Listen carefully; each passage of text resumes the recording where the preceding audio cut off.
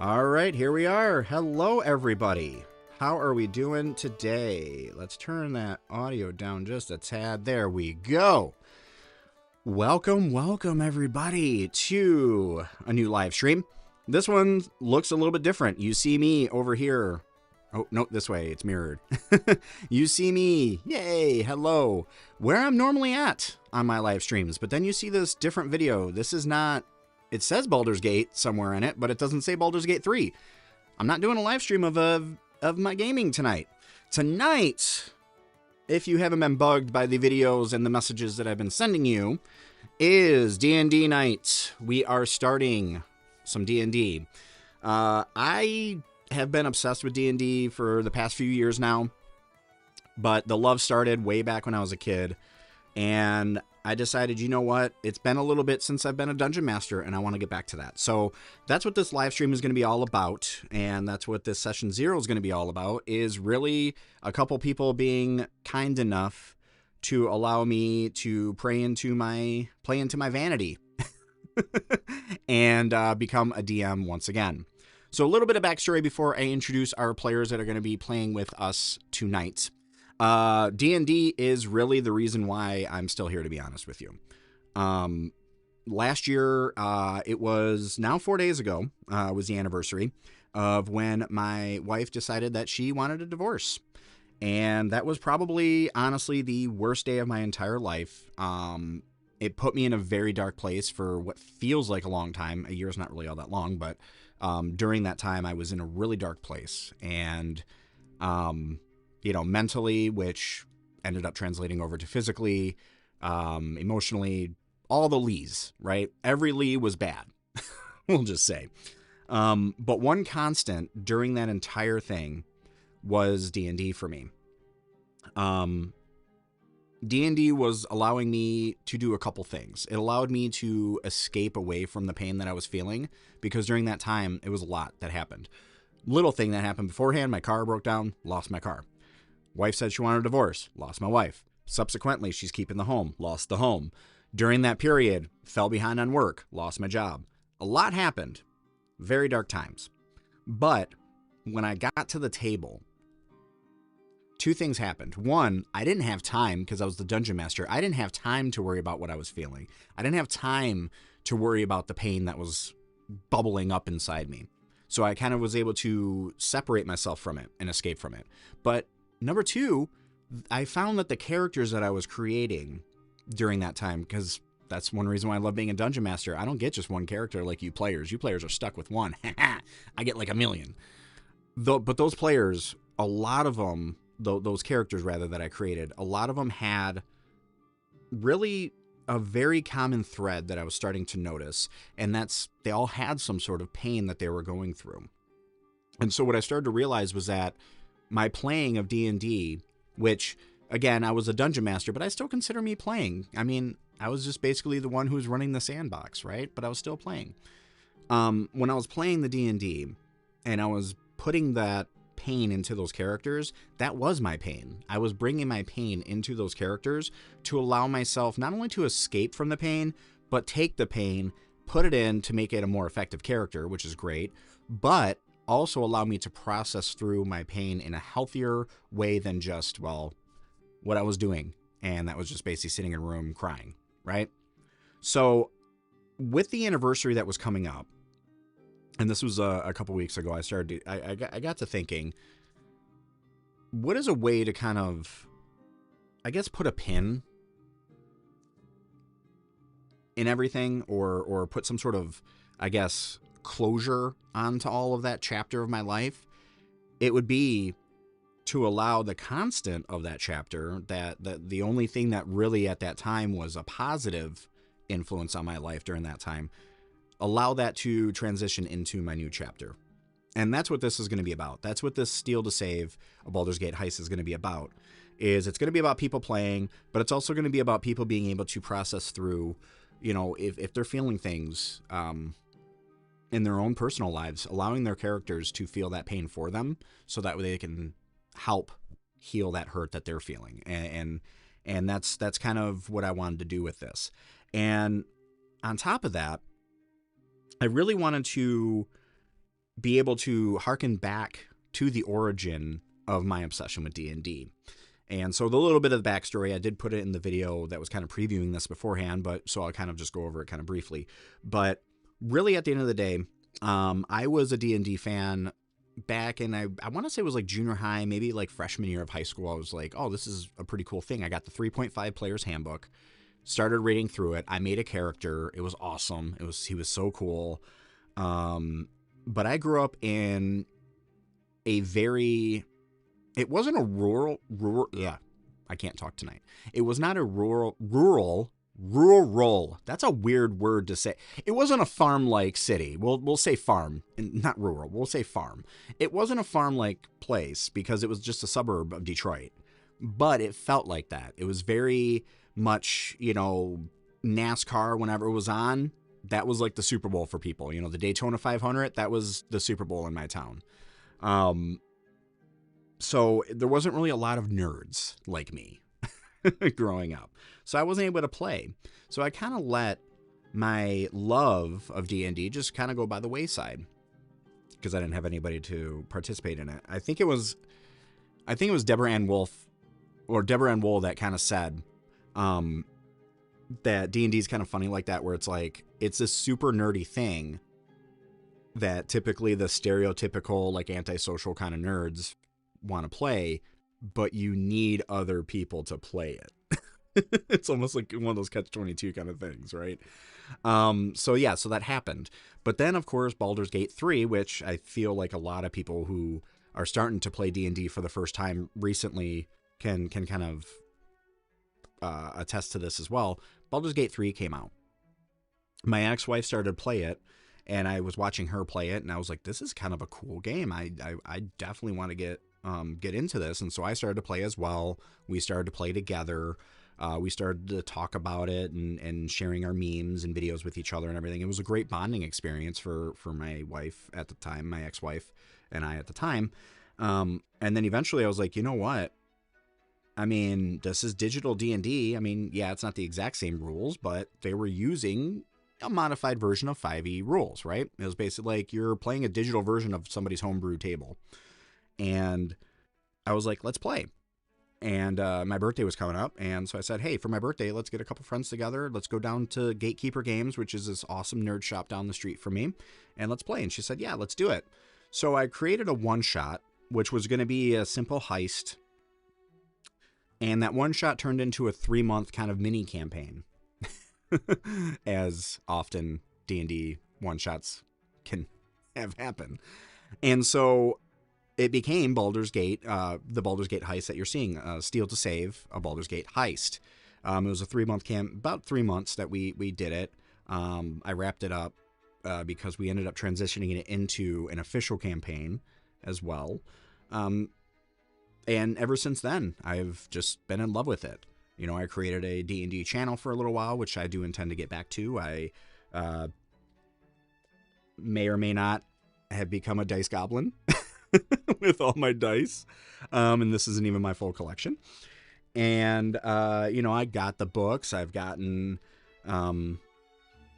several different things to fuel my obsession. And so, again, what I wanted to do with Steal to Save was bring it back, modify it a little bit with a little more of the knowledge that I have now as a dungeon master, and really just be able to play with a couple people again. And because I'm vain and because I want all the clicks, I decided to live stream it. So that's what this is going to be about. But you know what? Again, even though this is something I'm initiating, at the end of the day, this is really, Dungeons & Dragons is not about the Dungeon Master. It's about the players.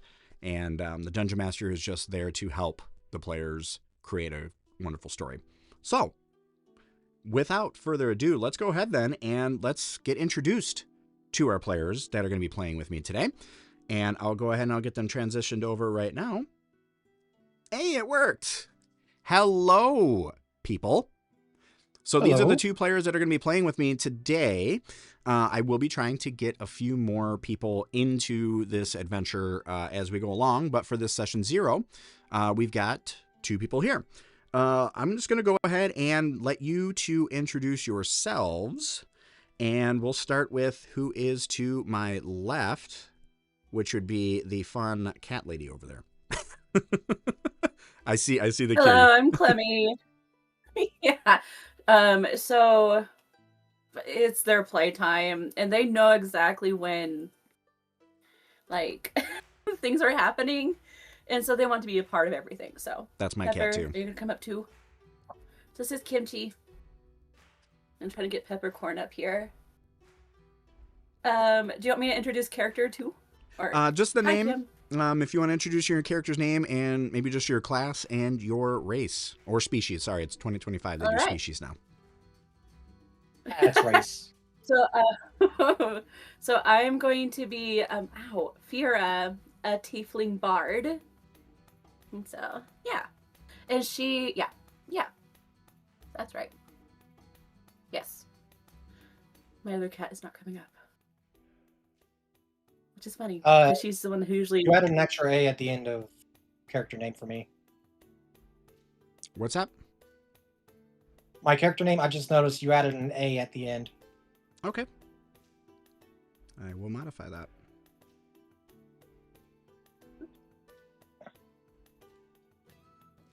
Okay, so yeah, why don't you go ahead and let's introduce your character then, and your name as well. Well, as we see on the screen, first of all, I don't have a webcam right now. Funding issue. I'll solve that as soon as I can. But I go by Lawrence, my actual name, but I'll be playing a Grung Artificer with the Armor subclass. The image you can see with me is how my character looks, created her using Hero Forge, and her name is Alice. It's just kind of said in a kind of froggy accent. I don't know why, but for some reason I just had the random thought in my head that it would have been hilarious if you were a Herringon named Alice, because it'd be like, go ask Alice. Like the song. You'd be like the hare from Alice in Wonderland. But yes, okay, and then I will reintroduce myself because right now I have 2 players. I decided to create a DMPC, which for those who are watching who have never played D&D before, a DMPC is a Dungeon Master player character. So I am James, of course. I'm the Dungeon Master, and I am also going to be playing Thistle Thorogood, who is a human rogue with the Thief subclass. As a side note as well, everybody, we are starting at level 3 for those who are watching, mostly because level 3 is when we start to get, we can pick our subclass and we can kind of flesh out our characters a little bit more. Specifically when everyone has a subclass. Yeah. So it's cases like Bard that get it at level 1. Yeah. I think there's a few that get it at like level 2 or something. Yeah, but with level 3, that's pretty much the standard. Like everybody's, that's where you're kind of like, okay, this is what my character is going to be going forward. It's where it really kicks off the character. Yeah, it's that point of no return where it's like, I got to choose. Like, that's it. Like, this is it. So. But anyway. Yeah. Let me add one quick note with my character that's shown in the image. It is not 100% accurate because of the limitations with Hero Forge. The reality is she actually has gloves and shoes that are actually fitting for, power body and structure. Yeah. So in reality, those are actually properly covered. Gotcha. For good reason. Gotcha. Cool. All right. Well, let's go ahead and then we will go around and, if you want, kind of share a little anecdote. I know I shared kind of where my D&D started. My D&D started roughly, I want to say 3 years ago now that I've been playing consistently. But Clem, how long have you been playing D&D? I've only been playing D&D for like a year-ish now, I think it's been. So it's still pretty new to it. So I got the most experience. You do. In the past, I have been like kind of curious about it, but never was able to understand like what it was all about because there was so many things. But once I started playing like Baldur's Gate, just like you, like, you know, it got me really into it. And yeah. And yeah, like I had an ex, so that's how we relate to, who got me into Baldur's Gate and D&D. And so it was an interesting time. And so, like my first D&D encounter was actually at like an aquarium. They were doing like a D&D night. That was set like in an aquarium. It was really fun, and that's when I learned like, oh, it's not that difficult. They simplified it a lot, understandably, but it was very fun, and I wanted to get more into it, and so I started playing D&D and Baldur's Gate.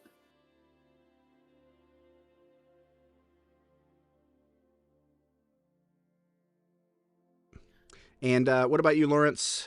You are going to be our sage, I guess. Yeah, if I had to give a rough estimate based on memories of where I was living at the time, I think I'd probably have like 6-7 years of experience playing 5e. Okay. All right. I started off as a player. I initially played through Roll20. Eventually, I found other methods. And I actually earned a nickname with a couple of people I was playing with. I played with them until I played with one of them until several years ago. He was DM for the campaign. We were using a VR app at the time. But even the couple people that I played with, my quote-unquote previous/current group, one of them kind of went MIA, but anyways. As D&D typically does. the two people who can also verify with the roles they've seen. I actually got a nickname for how my roles went, called Mr. Nat 20. Oh. See, that's why I became a DM, is because I rolled them Nat 1s. So, but as a DM, I'm like, oh, it's okay. I have the story continues. Times had to fudge rolls as a DM playing for short because I was like, oh, that's a bunch of 20s. Yeah. With yeah, disadvantage. Oh my gosh. See, I'm the opposite. I will have an advantage and roll double Nat 1s. So, but again, as a DM, I'm like, oh, this is fine. This is fine. Yeah, I needed to fail that roll because now the story can progress and my players are not dead. It's something I feel I really had to mention since we are doing the honor system, like you said. Yep.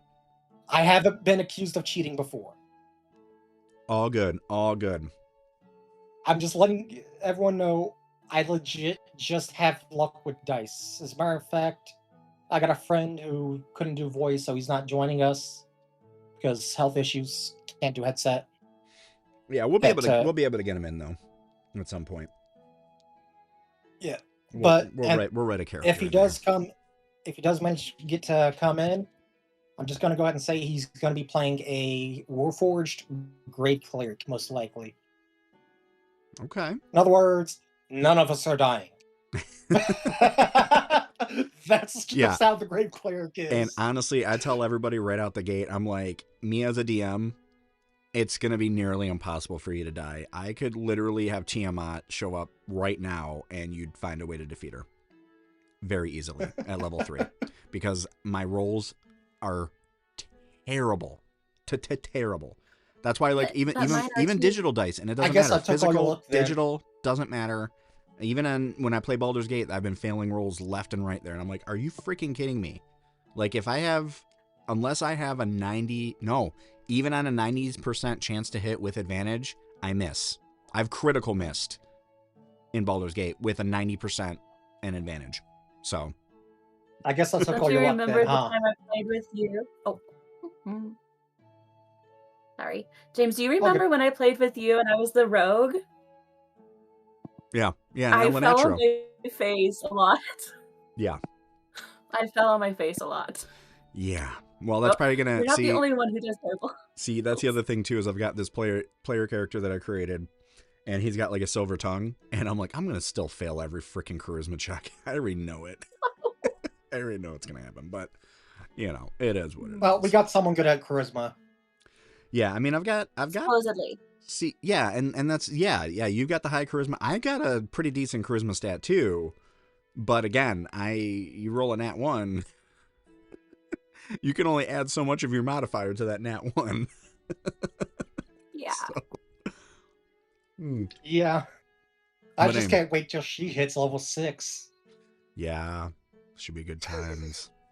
Yeah, I mean, I'm not saying anything, but even you're probably going to be wondering what the fuck. I already am. Nice. All right. Well, do we want to play some D&D? Absolutely. All right. So I'm going to go ahead and I'm going to introduce our kind of a little bit of the lore that's involved with Baldur's Gate for those who wouldn't know about Baldur's Gate. And then this is going to be a session 0. So for anybody who's watching, if you're not sure what a session 0 is, really what that is, I mean, it's an intro. It's almost like if you're playing a video game, for instance, it's like the tutorial level, right? When you're first playing the game, you're going to be doing little bits of the actual gameplay itself, but for the most part, it's just learning about the game. Every table of D&D is going to be completely different from the table you had before, right? So a session 0 is kind of essential, at least in my opinion, for even if you know everybody, even if you've gone through everything, and I've played with Clem before. Lawrence I actually met through Clem, so we've never actually played before together. So, a session 0 is kind of helping lay down, okay, this is how this is going to go going forward. It's the tutorial level. We're going to have a little bit of gameplay that we're going to play tonight, but for the most part, a lot of it's going to be pretty much going over, quickly we're going to go over the rules because all of us kind of understand the rule set. But it's really going to be about getting our characters introduced and getting the actual campaign itself introduced. And, we'll probably get started on some things that can happen in a session 0 as well. But for the most part, again, it's really feeling everybody out and getting to know each other and creating that kind of initial bond. It's the tutorial for a video game, or if you're in the movie industry or the TV industry, it's almost like the first table read, right? So it's going to get us kind of set up. So let's go ahead then, and with that out of the way, for anybody who's watching, if you want to know about the rules, I really go by the scene in Greece when they are racing for the pink slips, and the rules are there ain't no rules.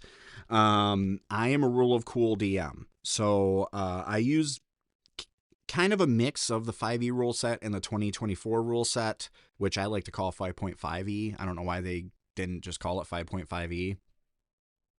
I don't work for Wizards. No one knows. Everyone I've seen calls it. Yeah, I don't work for Wizards. So, but for the most part, I do a mix of both of those, the 5e and the 2025 or 2024 rule set. Such as, I'm sorry, but if you strike somebody, your other hand's free to drink a health potion. It can be a bonus action. 5e, it was an action. Now it's a bonus action in 2024. So I took the 2024 rule. One of my favorite things is some changes to spells like Cure Wounds. Yeah. That extra D8 makes it a lot more worth it. Well, and I heard too, like the Druid, for instance, like when the Druid's in their beast form. I don't know why I'm saying beast form, but when they change into, when they change, they can still communicate in 2024 as opposed to 5e. For some reason, they can't communicate. And I'm like, why? Oh, that's a role I actually already used. Yeah, I mean that's 2024, and that's what I liked about 2024 is I feel like they incorporated a lot of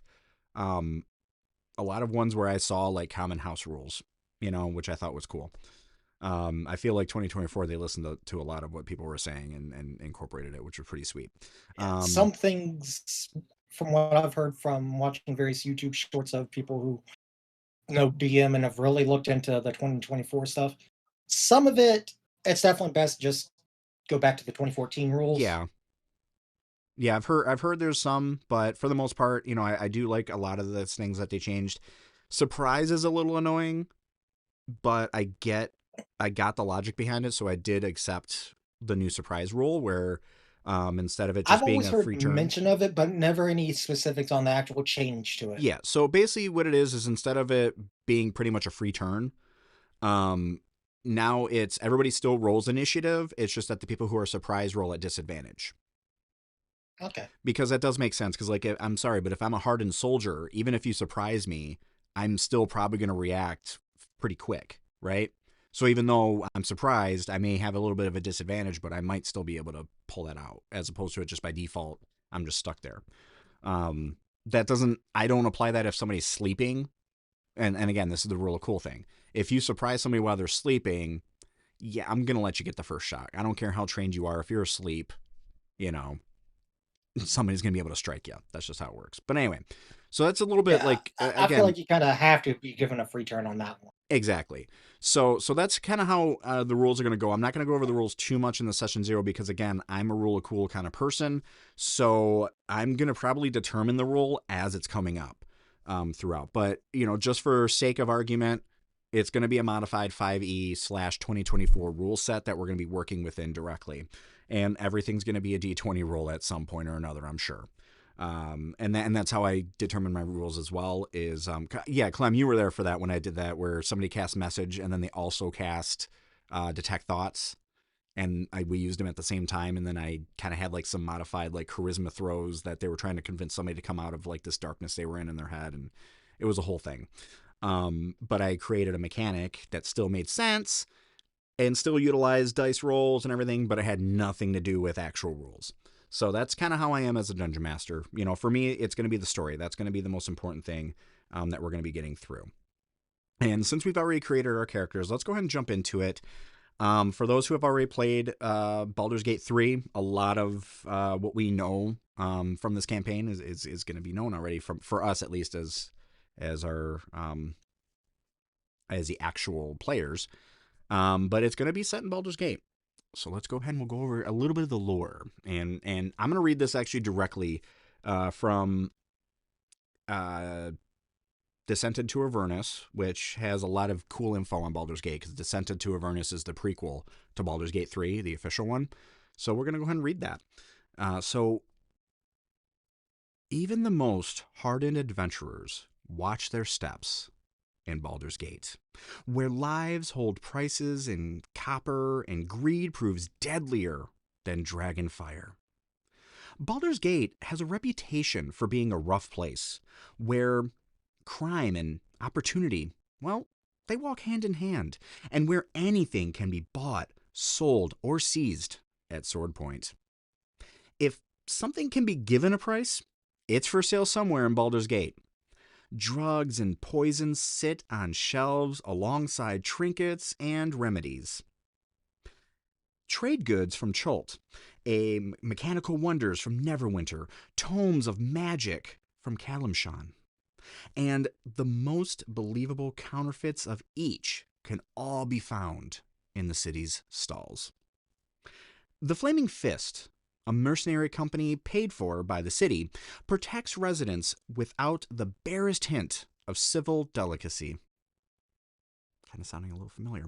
The Watch, the guardian force of the wealthy upper city, exists only to serve the patriarchs, the city's detached upper class.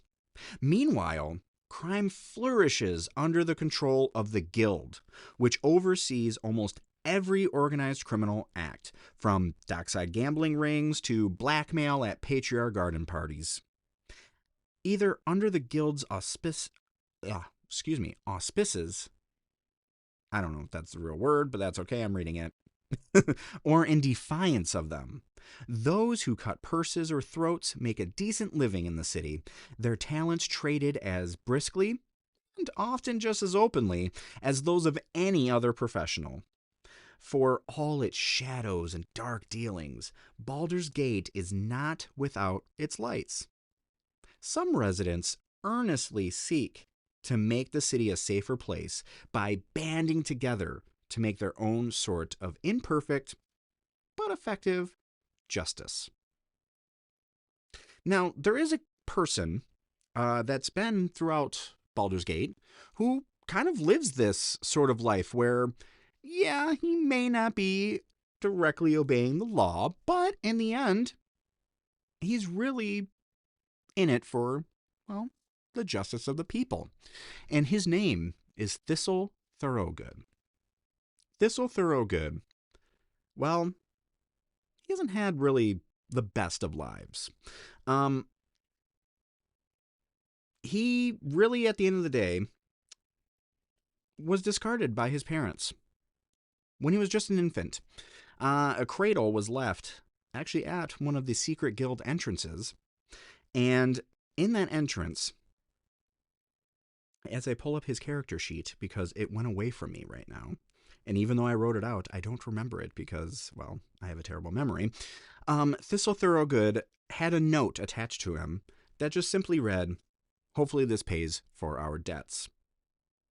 Now, Thistle was found by a young human woman who took him in, and she eventually became the leader of the guild and helped Thistle grow up learning the ways of the thief, how to pickpocket and how to be able to stealthily get by the authorities. But what this woman noticed from a very early age of Thistle is that Thistle's real talent wasn't in pickpocketing people, it was in the people themselves. He had a way of being able to distract and deceive and, well, sometimes even flat out just persuade people and in order to get what he wanted. And these talents, of course, were put to great use by the guild, often in really resource gathering of information, particularly with goings-on with the Council of Four and the Flaming Fists. But eventually these talents would betray Thistle. Now, Thistle, being confident in his ability to disguise himself, went ahead and disguised himself to enter the Shattershield estate, which the Shattershields, great family, beautiful family that's been in Baldur's Gate since the beginning. They're the only non-human patriarch family, and, well, they're patriarchs because they literally helped create the wall, the first wall of Baldur's Gate. So they're really considered an institution here. And the leader of the Shattershields currently goes by the name of Thorin Shattershield. And Thorin, well, Thorin's a different kind of patriarch. Now, Thistle entered into the Shattershield estate in disguise that was so effective. He was disguised as a butler. It was so effective that even the Majordomo thought that he hired Thistle into the staff. However, Thorin Shattershield is a different kind of patriarch. Not only does he pay attention to his servants, he actually cares about them. So he knew the second he saw Thistle that was not one of his staff members. But he let Thistle do what he was going to do. And Thistle was tasked with actually stealing the hammer that was, legend has it, used to provide the final blows to the last piece of the wall as it was being constructed. So it was rumored that there were, was imbued with certain special powers, and, well, the guild wanted those powers. So Thistle was trying to steal that. Well, Thistle caught him red-handed.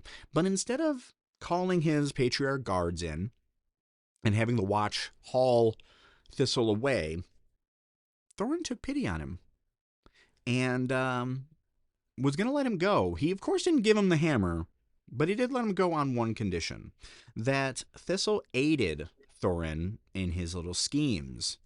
What those schemes could be, well, it all depended on the situation.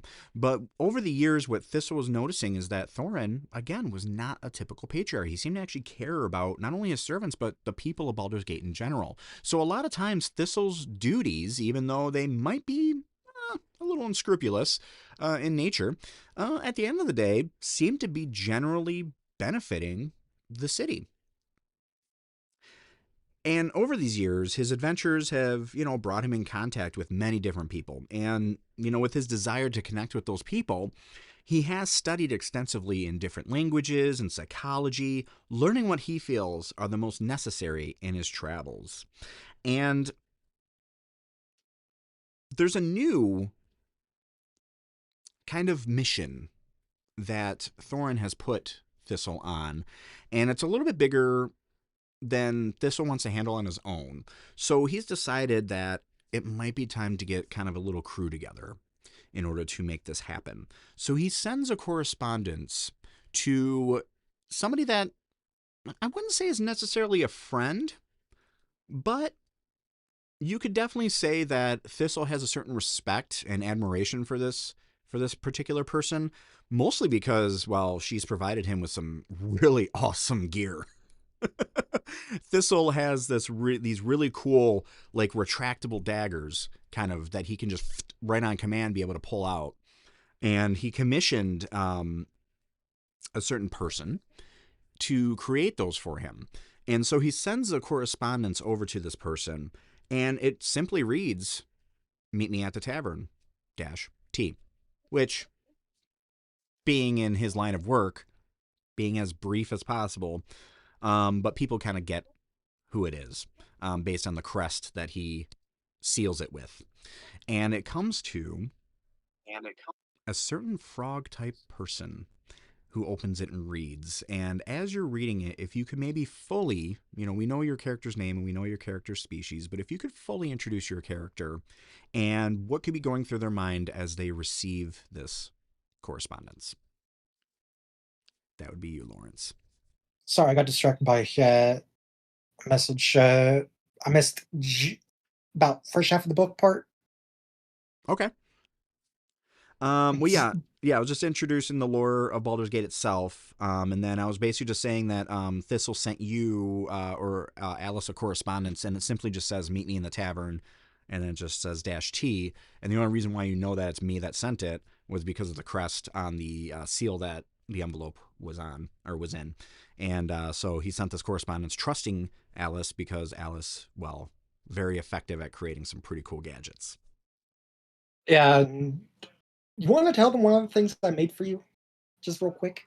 Yeah. I was telling them they were like, I don't know what you ended up naming it, because Thistle. We're just calling it the same thing it is in the Assassin's Creed game. They're hidden blades. Yeah, that's basically what they are. Yeah, you created this kind of apparatus. For anyone who's these played hidden Assassin's blades. Creed, it's specifically the better ones Ezio has. I didn't have to. We don't have to sacrifice a finger. Yeah, exactly. And I talked with him a bit before the proper start, and she has one herself that's just got a smith tool on it. That way she could do things like her arcane armor. Yep. Yeah. So if maybe you want to kind of introduce the backstory. I went a little bit over Thistle's backstory, but if you want to share Alice's backstory and maybe what's kind of going through her head as she receives this correspondence. Oh, first off with the correspondence, of course, she's curious. You don't normally get something like that, so she's like, "Ooh, I wonder what this could be. Maybe a new thing to make. Maybe something fun." But I've just moved to the character backgrounds. I'm just gonna give a quick rundown. Not go through the whole backstory. I personally don't feel like I've got the right voice to read it out and have it sound good. All good. As long as we know what your character's about, we're good to go. Yeah. Alice was actually, unlike most Grung, actually born in a city. As a matter of fact, it's the city where she's currently at. And because of that, she's actually got I guess you could call it Grung default skin. It's that greenish gray skin, very dull in color. But obviously, because she's completely covered, including the mask, you can't really tell. But she obviously does it for safety reasons. Because, she's a Grung. For those who don't know Grung, they're poison frogs. They touch you, and you have to make a con save or be poisoned. It's a little more than just getting that little wart that people used to think you got. Yeah, you're legitimately poisoned. And if it goes in you take 2d4 on a fail. Ouch. And I'm saying that because the little thing with his hidden blades is the hidden blades are able to have poison in it. So I could make the little vials for Thistle. But yeah. Her great-grandparents are the ones who first moved to the city with her grandparents in tow. So it's just her and her parents that had the default skin. And they did it to kind of move away from the tribal thing, pursuit of a better life. This is all overall fairly normal lives, and Grung being Grung, they mature in about a year. So very short childhood. And it was overall a pretty normal life for her, and she was kind of one of those curious kids, wondering how things were made, all that kind of stuff. And she got real interested in all that. And if she could, she'd make her way to a library so she can start reading, learning more. Eventually, she'd start helping out there in exchange for some books that she could actually have. That way she can properly take them home, read them there, etc., etc. As well as, some money for funding. It's just a little part-time job. And she'd eventually kind of proceed with that at various places. She'd spend time let's see if I could find a specific.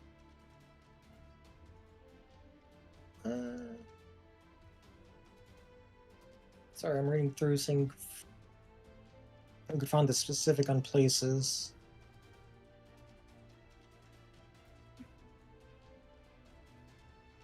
I guess when I had to redo a bit, I forgot that. But she'd also work at places like the blacksmith, the alchemist. She doesn't have proficiency in jeweler's tools. I figured I wouldn't give her that to so easily, because one, didn't have that option.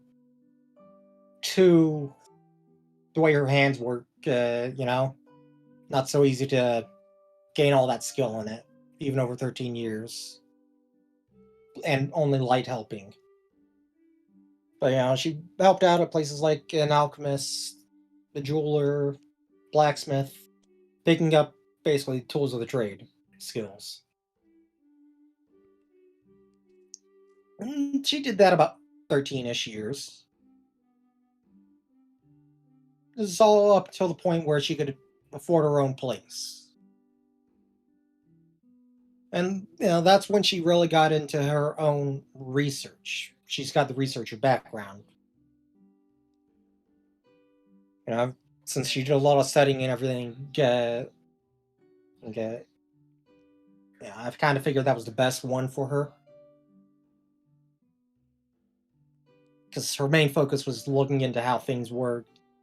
Just research. Yeah. But yeah, she eventually got her own place. And she'd occasionally go out to the other places where she'd helped out before, but that was a bit less often. And she'd usually spend her time at her home, working on various ideas for gadgets, things like that. And if she really got into a project like the Hidden Blades, she would have. But she kind of tended to forget to take care of her daily needs, including the bathing that is important for Grung, because they need to immerse themselves for 1 hour in water per day, or suffer a level of exhaustion, which can only be cured by magic or doing the immersion in water. So, she'd often go up to level 3 or 4 exhaustion, just because she was too focused. Time flies by when you're too focused. Yeah. And that went on for several years. I put 3, but I kind of miscounted. I was a bit of a math issue. I was thinking I should have put more like 5 or 6, because she's 20 years old. Math, the true BBEG of Dungeons and Dragons. Uh-huh. That's why I use sites like Shard, where I don't have to do the math. Yep. It does it for me. Yep. I click.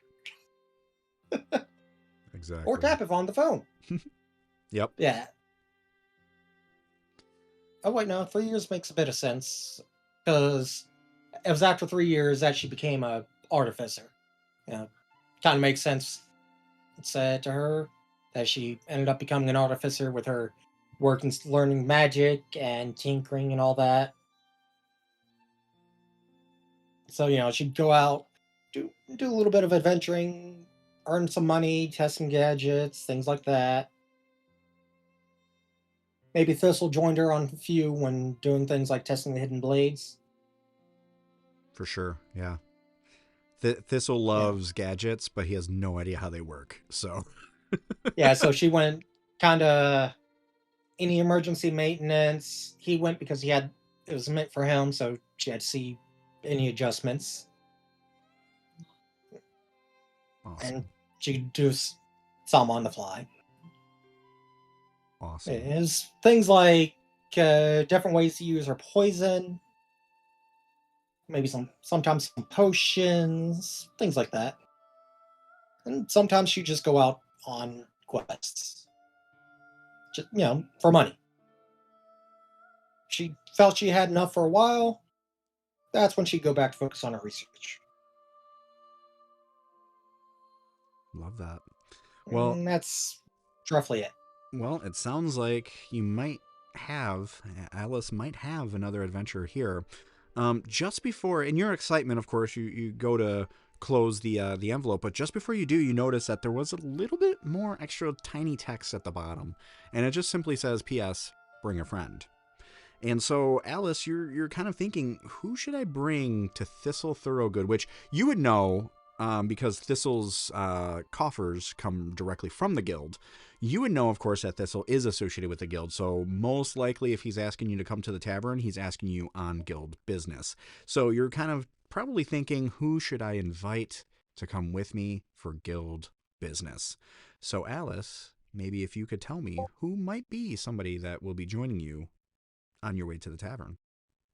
Well, Clemmy, would you agree, first of all, would you agree that you kind of work at that tavern as the local bard? Yes, just maybe. I might be a bard there tonight. Yeah, yeah, kind Yes. of. I was thinking kind of how y'all met, Alice and Fira. Sorry, just Mhm. one thing I had to clarify. Okay. So yeah, Alice would probably head just straight for the tavern, make sure Fira's there. If she sees her, she'd I'm gesture her over, on the flute. to follow, Okay. So and look for On the Thistle. flute. then we'll go ahead and if you don't mind, Clem, I'll go ahead and I'll introduce where we are going. Why is this continually stopping play? That's weird. I don't know why that keeps Wait, doing sorry, that. I can't hear very well. So that was I me keep just turning it that up. was me mumbling. So Clem, I'm gonna go ahead and I'm gonna introduce the location, and then we'll get your character introduced since you are working there. And so, Alice, you make Yeah. your way through the streets of Baldur's Gate, and you find yourself at the tavern, particularly the Elfsong Tavern, which is really at the end of the day an institution almost here now in Baldur's Gate. Everybody who's anybody ends up at the Elfsong Tavern at some point, whether it be a weary traveler or even sometimes a patriarch coming incognito who wants to mingle with the peasants. And the Elfsong Tavern is kind of interesting because the name actually derives from really a weird haunting that's going on there. There was a ghostly female elven voice that you could hear periodically throughout the establishment, and the singing is quiet, but you can still hear it quite clearly. Strangely enough, you can hear it easier the drunker you get, because it is a tavern. But otherwise, that's not the only reason why people come to the Elfsong Tavern. The Elfsong Tavern itself is a pretty beautiful establishment. It's almost a perfect mixture of dive bar meets high-end cocktail lounge. And so in the center of the Elfsong Tavern, there's this beautiful circular hearth that everybody can kind of gather around. And on either side of it, though, are different bars with different bartenders that are able to serve pretty much anything that you would love to drink. And the Elfsong Tavern has a couple floors. The main floor has been set up as kind of like a big tavern or like a pub. The upstairs, they have converted. It used to be one huge kind of dining area, and they used to rent it out for like events and halls and such. But recently, not too recently, but somewhat recently, they did convert it. And part of it was set up to become almost like an inn. So there are rooms that are available for rent. But then you would know as well, Clem, your character particularly would know this from working there, that some of those also have been converted almost into makeshift offices that people can use, almost like in modern day share spaces that you can rent. It's kind of set up like that as well. There's a few of those rooms as well up at the top. But the Elfsong Tavern is a very large establishment, so there are several different areas where there's some different stages set up. And on one of the stages, there happens to be a certain bard that is serenading the group. And Clem, if you can introduce what your character is like and some of the backstory of your character. All right, so I spent a lot of time writing this. But yeah, so Fira, she is a very let me think. But I'll just read it. I think that's the easier way to describe it. Sure. So Fira has always had a knack of making friends wherever she ended up being. Since she was a young tiefling, her exuberant personality drew all kinds of people towards her. Eltriel was her home. As a younger tiefling, she got the occasional glance from others, but she had her ways of making friends anyway. Like, the moment she starts talking, they listen, laugh, clap her on their shoulder, and soon enough, everyone is like they know who she is, and they all knew who the sweet talking doublekin girl named Fira, you know, and everyone liked her. And being liked doesn't mean that she's a good person, just saying. But she knew the right words to say to each person who approached her. It also helped that she like had like a really pretty look. Like she had like light pink skin and like a warm brown hair, like with like two little braids right here and half up like that kind of thing. And like she has some purple freckles across her nose. I added that. I don't know why. But yeah, most of what people respected about her was her confidence. Like she had the slight upturn of her lips and the twinkle in her eye that says that she knew something that other people did not. And yeah, let's see. She like started picking musical instruments up like they were candy. She started with the flute and then the lyre, and then like everything else just came after that. I think she has like 4 instruments right now. Yeah. We'll just leave that. There are 4. I don't remember them on top of my head, but it's okay. And she, like, her skill with them was very admirable, and she was often found working in taverns such as this. And even from like a very young age, when people were like, she's too young. But no. But they never kicked her out. However, they made sure that she had mead, food, and coin before she left.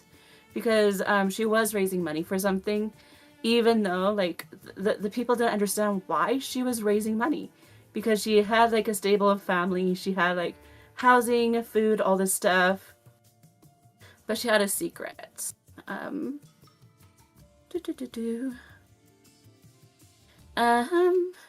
Because like her favorite expression didn't come out with musical notes. It was more in the form of watching. One sec. Sorry, I'm reading.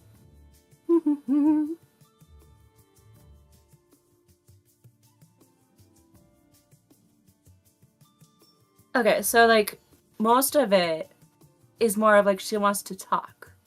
She wants to kind of persuade people into thinking certain ways. She also had a secret that she wanted to be a warlock, not necessarily a bard. Because like she figured that was the way to get this person's attention.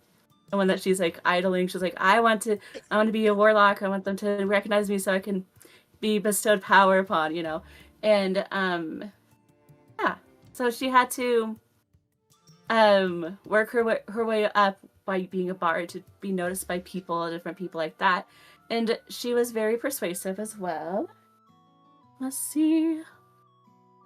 And so she was saving up money to go to college, and she went to the College of Whispers, and let's see. But yeah. Now she's like, is it right before or right of the fall of Eltriol, by the way? Yeah, so this is going to be during it's so Elturel has fallen, but nobody knows it yet. Okay. So it's like right at the cusp. Okay. So yeah, so it's like just before the events of Descent into Avernus is basically okay. Where we're at. I was like, I don't know. But yeah, she's basically now kind of like trying to decide what she needs to do, because now like Eltriel is falling, and she can see it. She can definitely tell. And she knows that she's not going to be able to be in a place like this any longer.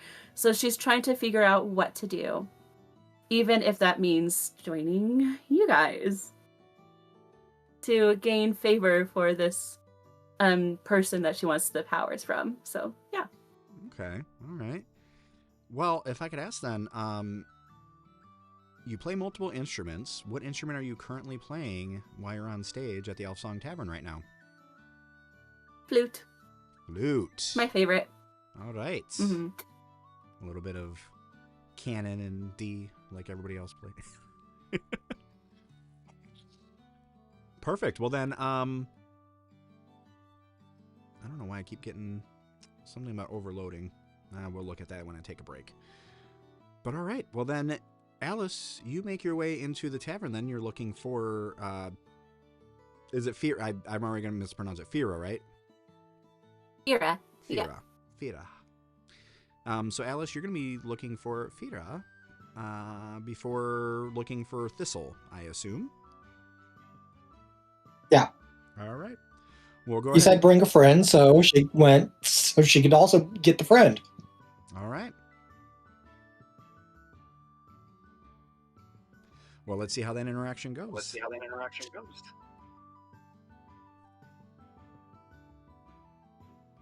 So I'm just standing here playing my. I mean, I did kind of say before that Alice would gesture her to follow. And I'll be like, I'm playing the flute, yo. I'm making money. I should probably toss several gold pieces and re-gesture to follow. Kind of showing it's urgent. And then I pretend I fake like a conclusion to a song, and I say, well, see you guys soon. So and I walk off and I follow. So you said you're faking a conclusion to the song? Faking a conclusion to the song so that I can follow this frog thing. So you're ending it early, but you don't want the crowd to Kinda. know you're ending it early, right? I want the crowd to kind of pretend, I want to let them to know that I'm not done yet, or, well, I am done, but with the song, but also, I'll be back. Let's see how good you are at making them, first of all, think that the song was supposed to end when you ended it, and see how excited they would be for you to come back. So let's go ahead and do our first roll of our campaign, and let's get a performance check with a D20. Okay, as I drop all the dice everywhere. Okay. And keep in mind your bonus to performance is +6. Right, I had my card.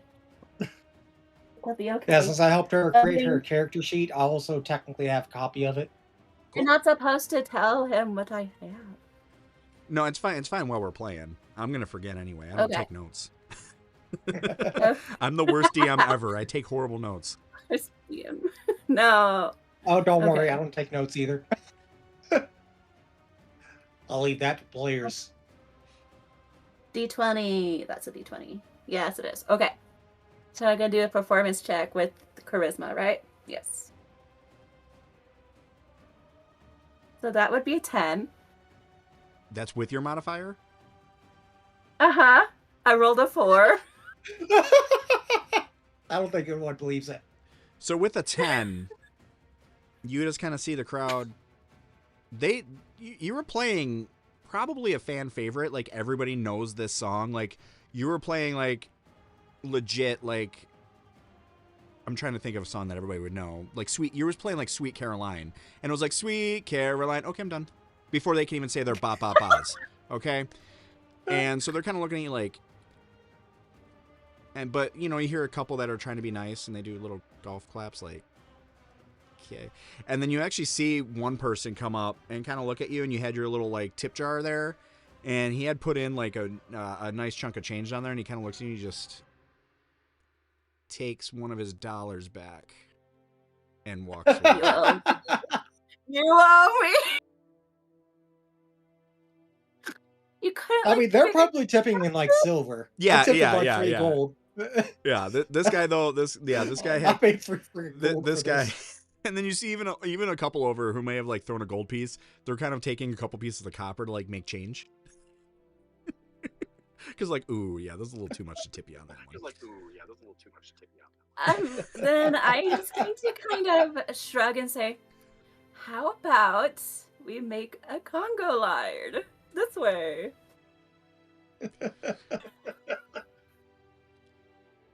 I'm gonna make you roll for that. That's gonna have to be a persuasion instead of a charisma, but I'm gonna make you do it at disadvantage since you already screwed up on the performance. Okay. 1 sec, I'm doing the Persuasion persuasion's with also disadvantage. So for folks at home, disadvantage means she has to roll twice and take the lowest number. Okay. Although I tell you, I got 1 D20. That's not a D20. Just remember not a not to grab a D20, cursed one. I've done that several times. They're all cursed. Okay, got 2 D20s. Yes. So, disadvantage. Yep. You roll it and take the lower number. And add your modifier. So, I rolled a 10, so that'll be what, 16? Mm-hmm. It sounds like you may have That's saved it a lowest. little bit. So, yeah, is that your lower one? Is 10? Yeah. Okay. The higher one was 16. Oh, okay. Well, there we go. I mean, you know, rolling that with your modifier, you're able to turn the crowd around a little bit, and you actually see the other bard that kind of, you know, relieves you come up and start playing some samba music. And people do start doing a conga line. They start having a good time, and that sounds like it's enough of a distraction for you to come down and be able to join Alice to look for Thistle, who is sitting over. He's kind of almost has like his own spot. You know, it's Back from the dark corner. Yeah, here's the thing about Thistle though. He doesn't bother with the dark corners. He wants to be out in the light because he's all about the people and he likes to interact with everybody. And everybody kind of knows him. You know, he's kind of like the Robin Hood type. You know, everybody kind of knows his legends so far of what he's done. He hasn't done a ton, but you know what he has done, people know him. And so he kind of has a spot that it's not necessarily a dark corner, but yeah, it is a corner. And it's almost again like his own spot. Like nobody sits there unless they're from out of town. But yeah, you know exactly where to find him if you want to head over or if you want to get your drink first. I think you owe me a drink. Well, Fira, you do get a shift drink for free. Oh, yeah, that's true. Not to mention, I did pay 3 gold. You owe me a drink anyways. I'm kidding. Not that mean. Or am I? She paid for it anyways. Thanks. I sip my mead as I walk over. Wait, I don't even know where I'm going. Where am I going? Wherever Thistle is. Who's that? Well, I Oh, kind of sorry. know I wasn't guy. saying that. I wasn't saying that in character. Oh, Yeah. okay. I was Excuse thinking. me. I wasn't character. sure if we were talking in character or not. I was. Okay. And Then I'll also guess probably we- look around for Thistle and point at him. you want us to go to the And Alice, as you're The pointing, hero guy. you see Thistle look up, and he goes, And I'm just like, you seriously want to go to the completely not hero rogue at all. guy? Not rogue-like at all. He's just... he's... Dotson. We've got Dotson here. See, nobody cares. Jurassic Park reference. But yeah, so then, you two, drinks in hand, make your way over to Thistle, and Thistle just kind of gestures for you to sit with him. You see that he actually Quick question, how much do the drinks cost? Elfsong, when you go to actually do it, when the bartender notices that you point over to Thistle, you go to pay, and they don't take your money. They just say, "Oh, you're good." Okay, so I don't lose anything. Nope. You end up not having to buy a drink, believe it or not. And then I believe that you bought me a drink. Yes. So you make your way over, and sit. Yeah. Oh. And I'm like, Wait, so we're not doing encumbrance or anything, right? No, What? I don't. no combat right now. Good. Mm-mm. I hate encumbrance. No, we're not. Oh, encumbrance. Yeah, we're using no. mods. We're using D&D Yay. mods. Okay, because reason I was asking is because I'd say, could I have used a replicate magic item before? Yeah. Because reason I say that is because I actually have bag of holding. Ooh, bags of holding are nice. Yes. But yeah, you should be good to go. But you both sit down, and you see again before you. I already gave kind of the backstory, but you see a human, roughly around 35 years old. He's got just the sweetest smile you could ever think of, right? This guy is handsome as hell. I mean, he's got like this flowing blonde hair. He's got these piercing, like they're blue, but they're like a marbly blue. Like the best way to describe it is, again, it looks like his eyes were chiseled from marble, and when the light hits him, there's kind of a glint and kind of a thing that kind of betrays his charismatic persona. And he stands around 5'10", and he is wearing kind of a roguish kind of cloak that can kind of hide him if need be, but you can tell it's not probably very effective, considering it looks like he got into his mom's bedazzled kit. And there's just kind of gems and rubies all along this cloak, which, maybe upon closer inspection, those gems and rubies aren't actually real. They may or may not be lab created. But point is even though he is a rogue, you can tell he's definitely into the finer things when he can have them. And as you sit, he is sipping at his wine. And then you also see, though, next to him, he's got 5 shot glasses that are already empty. But he doesn't seem drunk, which is weird. Like, he's taken 5 shots and he's now drinking a wine. Why is this dude not wasted? But that's just Thistle. That's just the way he is. He's life-loving, hard-drinking, fun rogue. And he says, "Ah, Elise, it is good to see you again."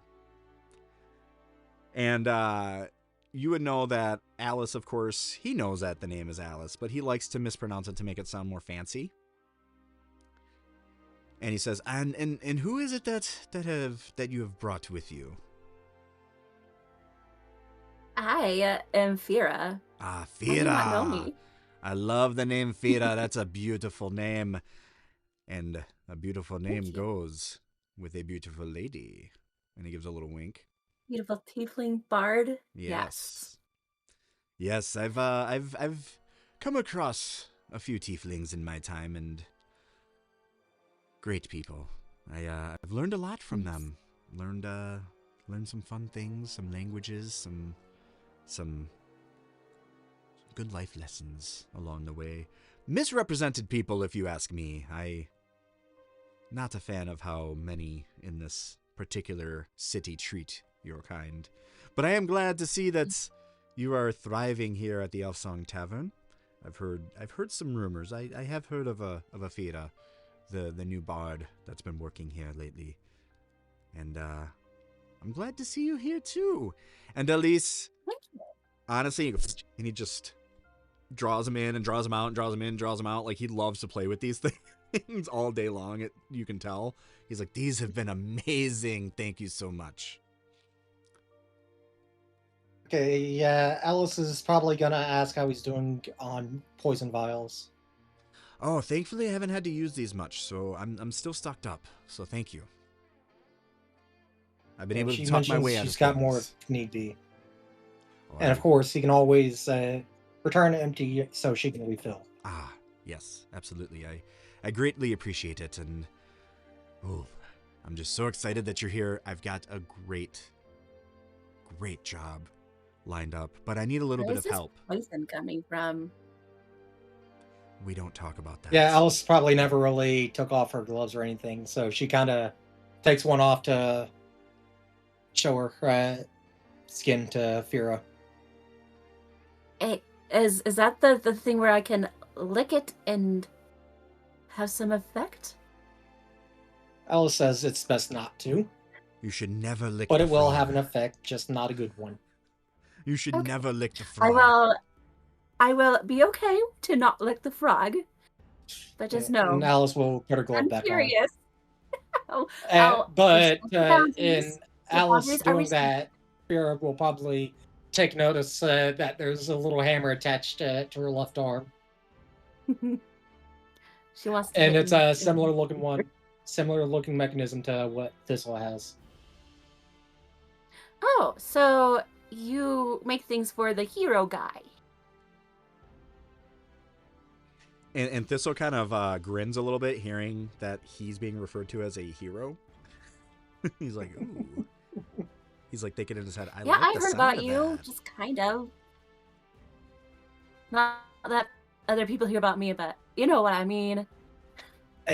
Y'all Maybe give more me popular someday. just a minute. I feel a headache, so I'm gonna go take some Excedrin real quick. Yeah, no problem. And while we wait, I will kind of talk a little bit more about what we're doing here. And, actually, here's what I'll do, because I've had this open for about an hour and a half. We'll go ahead and we'll just take a quick side note break, also so I can take a look at the technical issues that I'm noticing, where I keep getting yelled at that I have an encoding issue, which I don't know why. And we'll do that. So we'll be back in just a moment, folks. And while you're waiting, feel free to say hi in the chat if you are watching. And let us know what class and what race/species y'all typically run with in D&D or Baldur's Gate 3. And we'll be back in just a few minutes.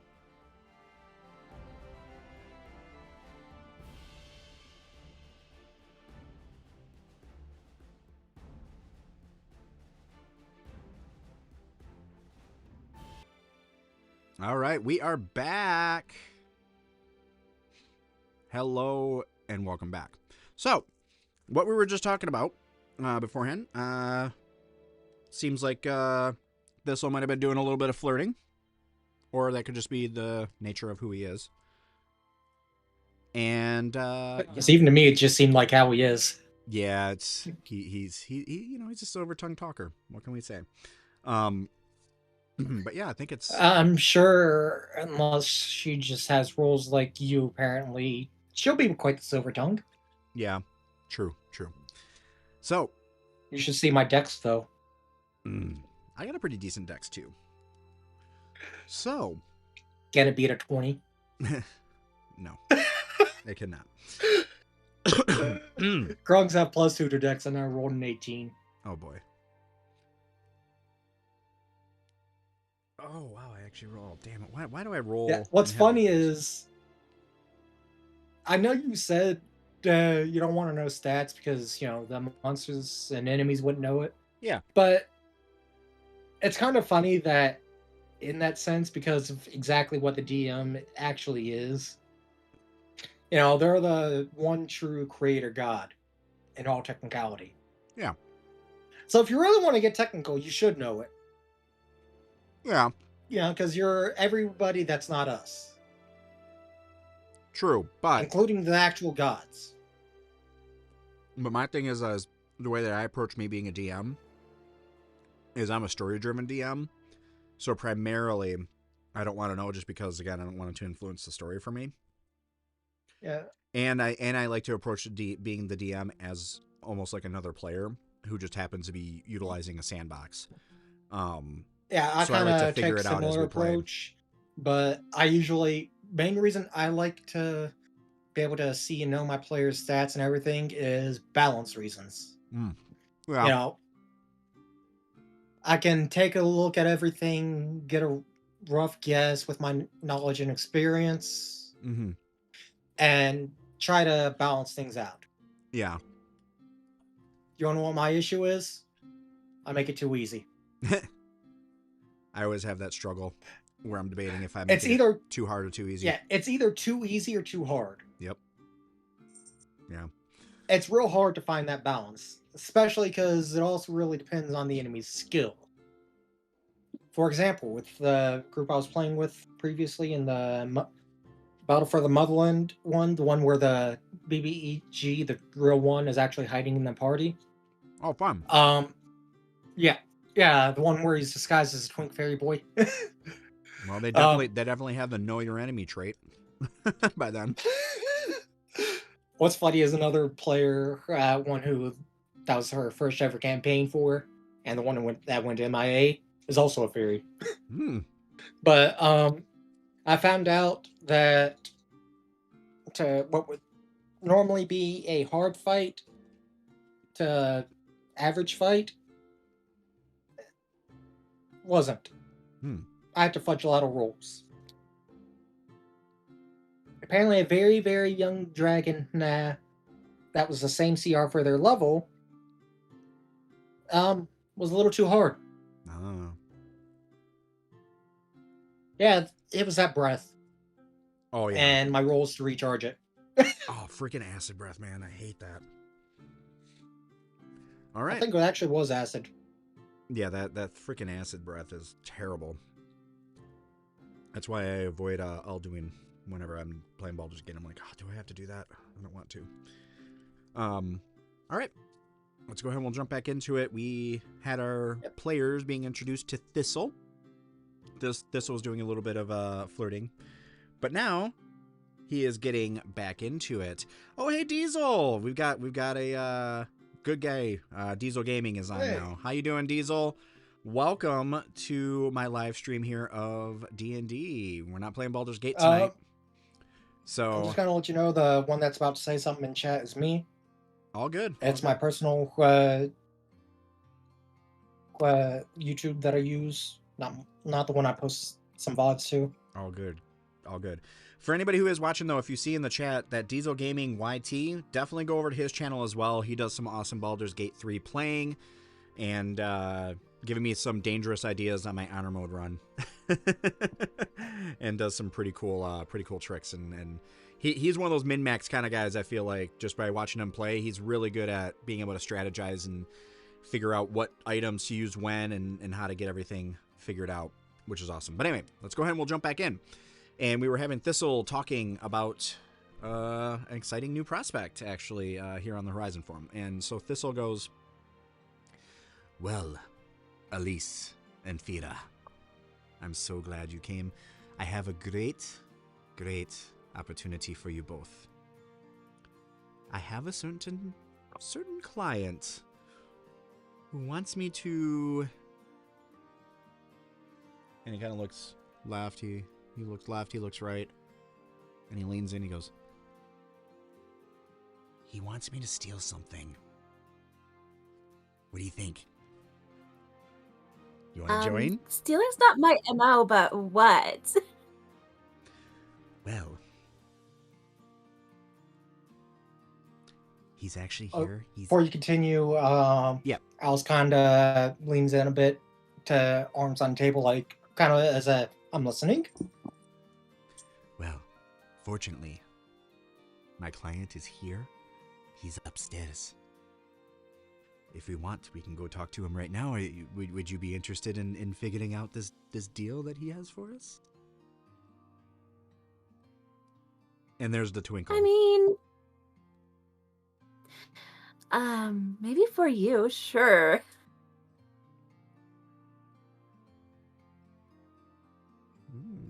We'll see. I think Thistle thinks he just picked up a little bit of what you were putting down. And so Thistle he points just puts up a little finger, and a bartender comes over with 3 shots really quick. He says, right. A toast then to a brand new partnership. And they cheers. And Alice does it, tips her mask up, and downs it. here's one thing I'm going to want us all to do. Now, Here's a great Alice, due to your nature, you're going to be able to do this with advantage. But I need all of us to make Constitution saving throws because that was a strong ass shot. Hold up, is this technically poison? No, it's not poison. It's Constitution. just we're just doing a straight up con save. But I'm going to let you do it at advantage just because, again, the nature of your work. I mean, alcohol in general is technically a poison, right? Yeah, alcohol is considered a poison in D&D. Yeah. As a note. Yeah. So if you really want to get technical, Alice is actually immune. She can't get drunk, by definition. Well, humor me and roll a d20 anyway. I know. I'm just making a little note. All good. My first roll of the game, even without modifiers, is a 17, so I feel good. Even though I've already had, you know what? No, I'm sorry. I gotta give myself disadvantage. I just to be on the, because I've already drank 5 shots in a wine. And the lower number's a 14 before, what's my con save? Let me take a look at what my con save is. Since I only get advantage, just so you know, that's a 24, just shy of a nat 20. Oh, I have no modifier to my con save. So that's only a 14. I got proficiency. Nice. Yeah, I only got a 14. I'm going to say that with my 14, I'm not necessarily drunk, but that did just put me in the nice, safe, buzzed area at this point. So I'm you got a little buzz going. I've definitely, you see him go, ooh, that may have been a little bit of a bad idea, but that's okay. Meanwhile, what'd you get, just Fira? Unaffected. So with the modifier, 9. All right, we're getting the bad rolls out. The unimportant rolls right now. These are unimportant rolls. I'm like kind of drunk. All right, well, I'd say since it's just a shot, she'd be a little tipsy. But I also had the mead. yeah, that's true. You did have some meat as well. So, I mean, we're not going to say that you have necessarily the condition of poisoned, but you know, we're not going to go full technical. Alcohol. Yeah, you're probably staggering. At best tipsy. Yeah, you're walking, and as we're walking, because we have to walk upstairs. Oh, joy. And so the fans get to see me. So I'm guessing Alice would be able to notice as well from the way she's walking. Well, Alice, you should be good because you're immune, right? You said to alcohol? Yeah, if alcohol is typically, by general, I had looked this up before because my campaigns before, you know? Mm-hmm. But alcohol is typically treated as poison in terms of considering resistance and immunity. Right. So yeah, you're so being immune to poison, both damage and condition. Yeah. Alcohol looks at specifically condition immunity or resistance. Yeah, so you should be good. So, so I guess so Thistle even with even with my roll, I should be good as is because that's a 24, just shy of a nat 20. Yeah, you're good to go. Thistle's feeling a good buzz going. Fira is over there being like, "Why the F did I take that shot?" But I was asking specifically if Alice would likely notice, you know, how Fira's feeling. Oh yeah, so like are you gonna make it known, or are you gonna try to hide it? So I stand up and like I'm in heels, and so I'm like, no. I sit back down. I take my heels off and give it to Alice. Alice would know. She'll put them in her bag. Alice, can you hold on to these for a bit? Yeah, and I'll say puts them in her bag. Fira with a little bit of the slurred speech. Are you gonna try to? You, Alice. Are you gonna try to play it off that you're not drunk, or are you just like, screw it, I'm just gonna embrace this? I'm gonna try at first not to, but I know that, like, Well, I'm probably gonna. I'd say roll a deception check. yeah, we're In gonna this do. case? Well, you know what? Here again, though, because you are a bard. So Yeah, I mean, I mean, typically, fine. I mean, any bard worth their. A bard should be able to hold her liquor. Yeah, Damn well, it. no, not necessarily. Because I was in cover bands, and I know. No. But, however, being a I'm personally bard. one of those starts off as lightweight, but if I drink alcohol regularly enough, I become able to keep up with a German friend. Yeah. Well, not entirely German. He's Yeah. only a little more than I am. I mean, I can say, though, as a bard, though, you can either. Typically, it would be a deception check, but because of your nature, and you've had to play drunk. You've had to play drunk a lot. So, yeah, I will say that you could also roll it as a performance. So, feel free to choose deception or performance, whatever you want to roll it at. Go ahead and give it a roll. I'm gonna say performance because I'm basically just putting on a fake face right now. Yeah, let's see what the dice say. If you really want to get technical, you should roll deception for the better roll. I'm gonna Whatever do gives you the higher performance 'cause that's what modifier. I'm doing. I don't know. Higher modifier is actually deception for her.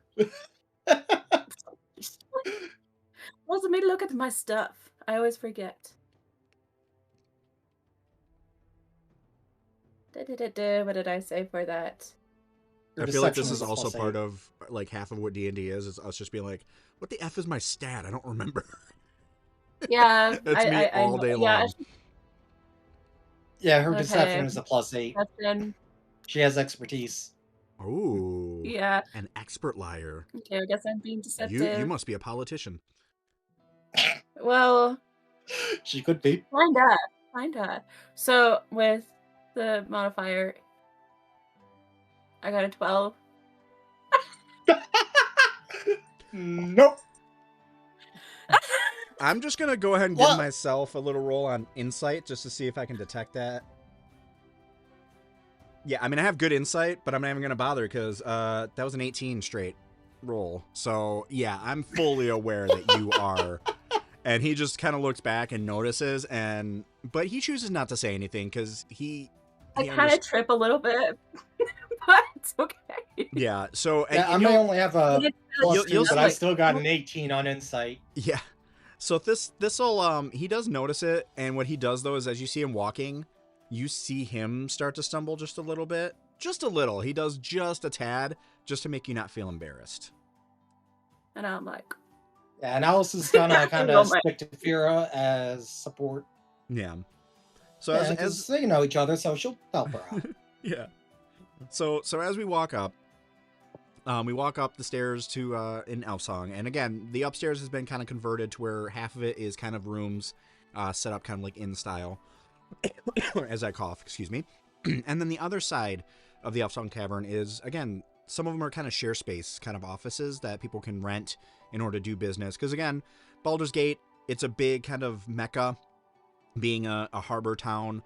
So people might be coming in from Cholt or, from other areas and might need to do business. And of course, they don't have an office there. So they rent part of these spaces at the Elfsong Tavern just so that way they can get a little bit of quiet and a little bit of place to get their work done. And on top of that, be able to get their drinks when they need them, right? But you do notice you walk to the end to where there's a dedicated office. The only one there, and there's just a plaque on it. And it's got just the TS in just kind of calligraphy on it. Not the actual name, just TS on there. And you hear, you see Thistle, he just goes, just a little tappy tap in a certain succession. And the door does open. And it's opened by a Patriarch guard. And the Patriarch guards are kind of, they're part of, they're not necessarily part of the Watch, which is, the guards that are there up in the upper city. Not part of the Flaming Fist per se. They're definitely hired by the, some Patriarchs, if they want just that little extra bit of protection, they'll hire some extra mercenaries to be guards for them. And so opens up, and it being Baldur's Gate, primarily a human town, it's yet again another human that opens the door. And this guy, probably in about mid-50s, he's been around, pretty seasoned, You can definitely tell that he's been in enough tussles by the scars that are on his face. And even though he looks pretty hardened, when you look into his eyes, you see a kindness there that you never would have thought from somebody who looked that tough. Kind of like a, what's his name? Danny Trejo? Trejo? Whatever the... I can't remember. Machete. The guy who plays Machete. Kind of like him. Where it's like, Danny Trejo. Yeah, Danny Trejo. There we go. So he's kind of like that, where it's like, you know, he's definitely a friendly guy. You can tell just by looking in his eyes. And he opens the door, and you do see him give a little smirk to Thistle. And Thistle kind of finger guns him like, hey, what's up, guy? They know each other very well. And he just walks right in. And sitting at a desk, at a nice big, like, oak desk, is a dwarf. And this dwarf definitely looks aged. He's been around the block many a times. He's got this long braided beard. There's 2 braids coming down, and it's like this just purest of white that you could have ever seen. I mean, this guy takes meticulous care of his beard. And the braids are both French braided, and in them there are gems. And these ones definitely are genuine. They are not like Thistle's fake little bedazzled gems that he has on his cloak. These are the real deal. Of rubies and emeralds kind of strewn throughout his beard on both sides. And at the end, you see that they are both tied with these gold tassels. And his face, it looks, again, he's a dwarf. So by default, his facial features look kind of rougher. They look like he... And how tall would you say he is? He's not a very tall man. But for dwarven standards, he's pretty good. He's about 4'11".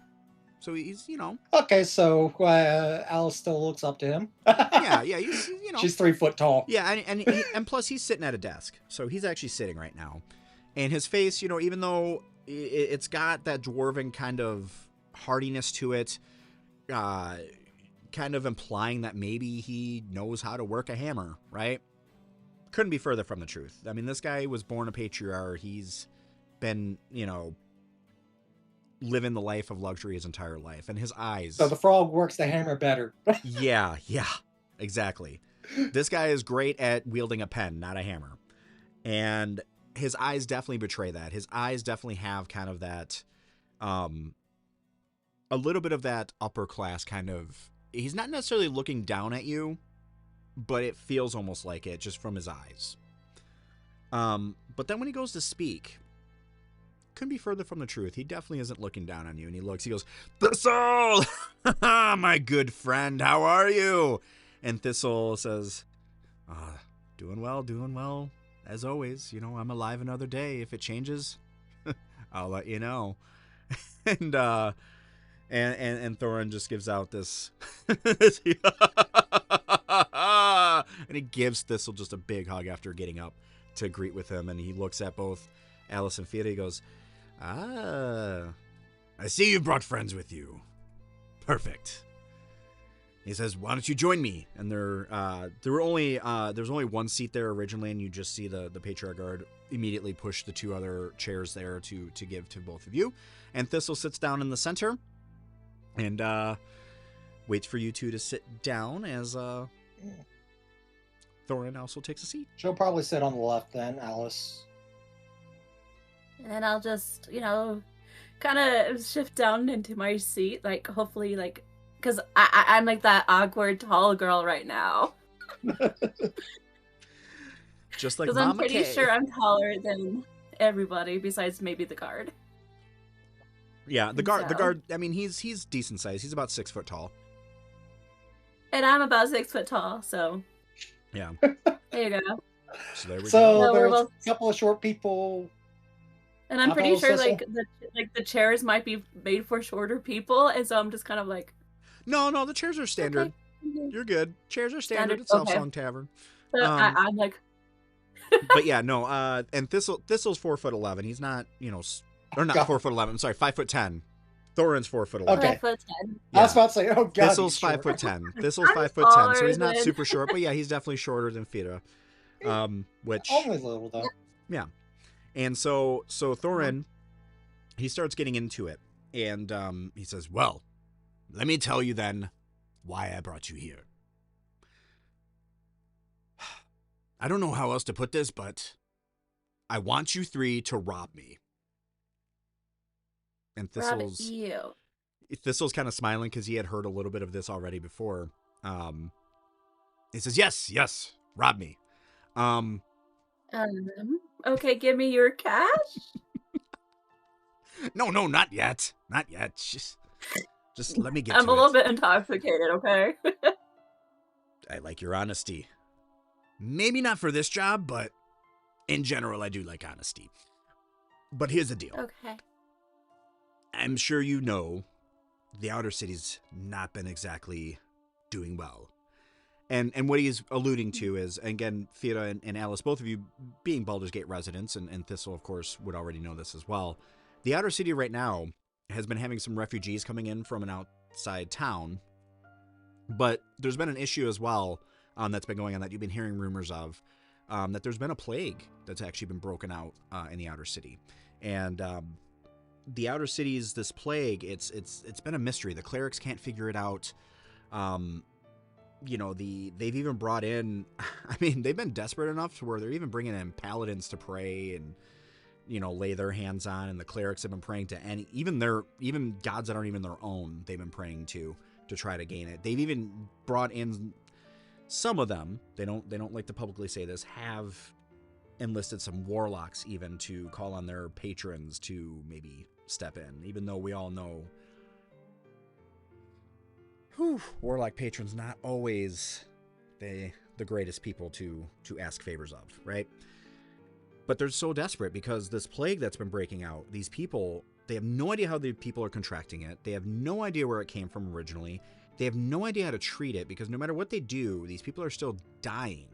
And what they're dying of, there's no boils, there's no lesions, there's nothing obvious. They're literally just dying of exhaustion. And they don't know why.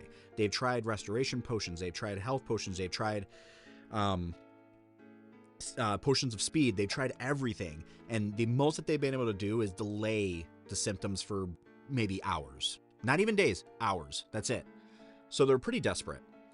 And so that's the situation, that, of course, that Thorin would be alluding to. And he goes, however, Thistle, you would know this, but he may be, as a hobby of mine, a procurer of oddities and different potions that I sell to my other patriarch friends just as, really a way to pass the time. I'm sure you all know that a patriarch's life is not exactly hard work.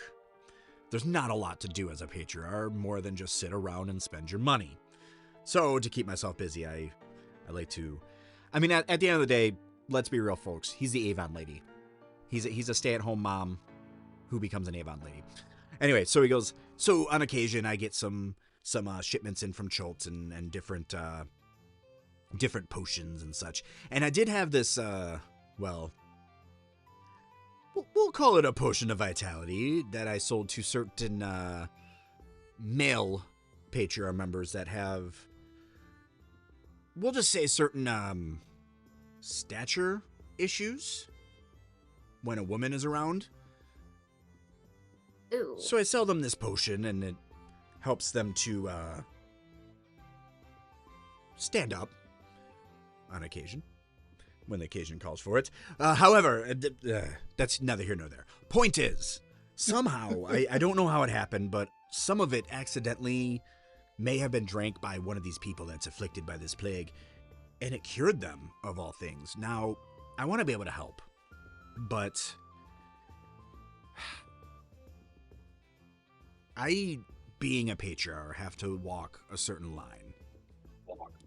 I want to help the people, however, I'm only supposed to help my people, if you catch my drift. And so... I do. So what I thought of was, I would like you three to break into my storage, steal some of what we've called the DJ Elixir. And he doesn't tell you what DJ stands for, but this is from a previous campaign. It stands for Dick Juice Elixir. And so He says, I would like you to steal my DJ Elixir and take it to the outer city, to the clerics. Now, you don't have to steal a lot of it. I was told by the clerics that if they just get a small amount, maybe just even a vial of this, they can replicate the ingredients and be able to make a cure for these people that are dying. And I really want to be able to help them. And not only will you be helping the people, but, and he does that classic, like, movie thing where he writes a number on a piece of paper and slides it over to you three.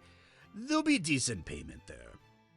And as you look at the payment, the written out, you'll see that each of you are going to get 50 gold pieces for doing this job. And he says, also, though,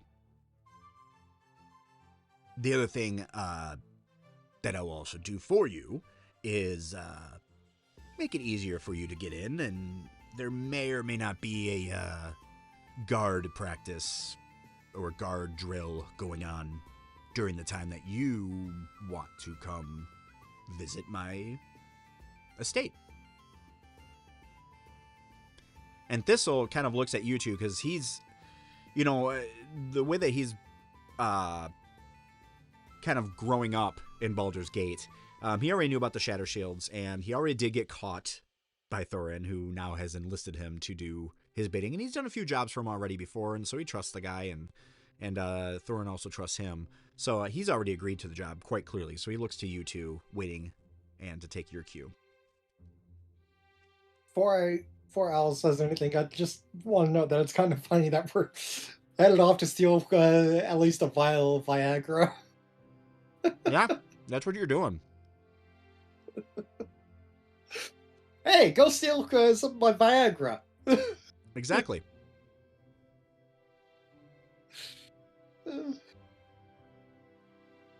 So what do we But yeah, think? Al's is gonna go ahead and agree to the job. Okay. Fira? I have another thing I want. And with that, I really Thorin's eyes perk up a little bit like, ooh, a negotiator. I like that. You see, I'm not struggling with money yet, though it is dwindling, but it's not on the forethought. I have been working on this project for quite a while. I've been wanting to become a warlock. Do you know of any patrons who will see my talent and take me in? Well, if you do want more than gold, I mean, the gold was the 50 gold pieces was the established price for the contract. And so what does one need to do when trying to adjust the terms of said contract? If You can give me only 25 gold and see if you get... Oh, no, I'm saying this out of character. What does one out of typically character. What does one typically need to do if they're trying to have somebody modify and agree to new terms of a contract? Oh, I'm probably gonna have to persuade them. Yep, go for it. Well, okay, let me get my handy dandy sheet. I'm Trying to sorry, remember. but typically when there's a persuasion check, I'm just gonna let you know up front, Clem, that I don't set a DC except by a dice roll.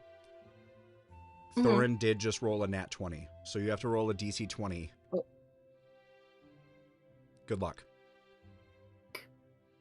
Okay, dice, please. Please.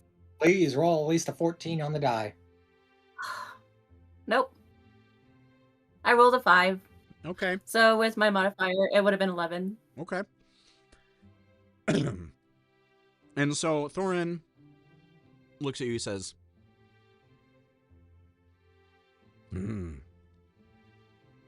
I think my dice needs to go in jail.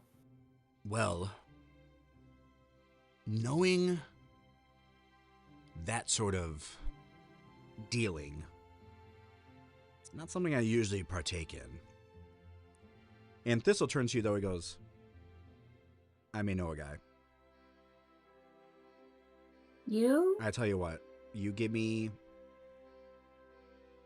10 gold pieces of that 50 that he's going to give you, I'll hook you up. Okay. I'll hold And you to it. while he's saying it under his breath, you'll notice he's saying it exactly like this. He's not using that voice that he was using before. Just something you might have noticed. Okay. Anyway, and Thorin says, "So, are we agreed then?" Yes. Great. 50's fine. And Thorin will get to the desk. He'll kind of nod over to the guard, and the guard will bring out these blueprints. And the blueprints are of the estate. He says, "Now, I want to get right to it then. Let's go ahead and discuss this. This should be a pretty easy job. Because again, I'm going to go ahead and I'm going to set this up to where the guards are going to be on a practice." And you'll see the patriarch guard, or the guard that's with him, he's nodding because he's clearly the head. So he's in on this. And he says, "Now during that practice, you can enter in through the sewers, up through a manhole cover that's in my courtyard. Now when you come here," and he's pointing as we're doing it. "Yeah, the sewer." And Thistle will be like, and Thistle, because again, the guild, you all know, has residents in the sewers. Thistle, look, you got a problem with sewers? Just they're kind of stinky. I'm sorry. But, I mean, am I stinky? I live no. there. Sorry, your home's stinky. No, it's really actually quite nice. And his voice is starting to crack, and everyone's like, it's really quite nice down there, actually. Okay, You clearly have never okay. been. Those are very nice sewers down there. I have not. You're right. It's very nice sewers. Says that she'll prepare a mask like hers. What'd you say? Because Alice is going to tell Fira that she'll prepare a mask like hers to help with the smell. Okay. I will think about mask. But I do need to conceal myself because I'm a tiefling. Okay. Going And with to that, the by the upper way, city? with you even talking about wearing masks and how stinky this guy's place is, it hurts Thistle so much that he just took -1 psychic damage from that. Because he just failed his save on that. But also, I can be mean. Like, that's part of my character is being a little bit mean. Yeah. So, So, that popular mean but kid a Thorin little says, but Thorin goes, "Listen, I've been down there. It's night. Just, it'll be fine. You won't be down there that long. Point is, you come in through, Okay. and then into the courtyard, and there'll be this door, and he'll kind of circle where the door is, and through that door might be conveniently forgotten to be locked.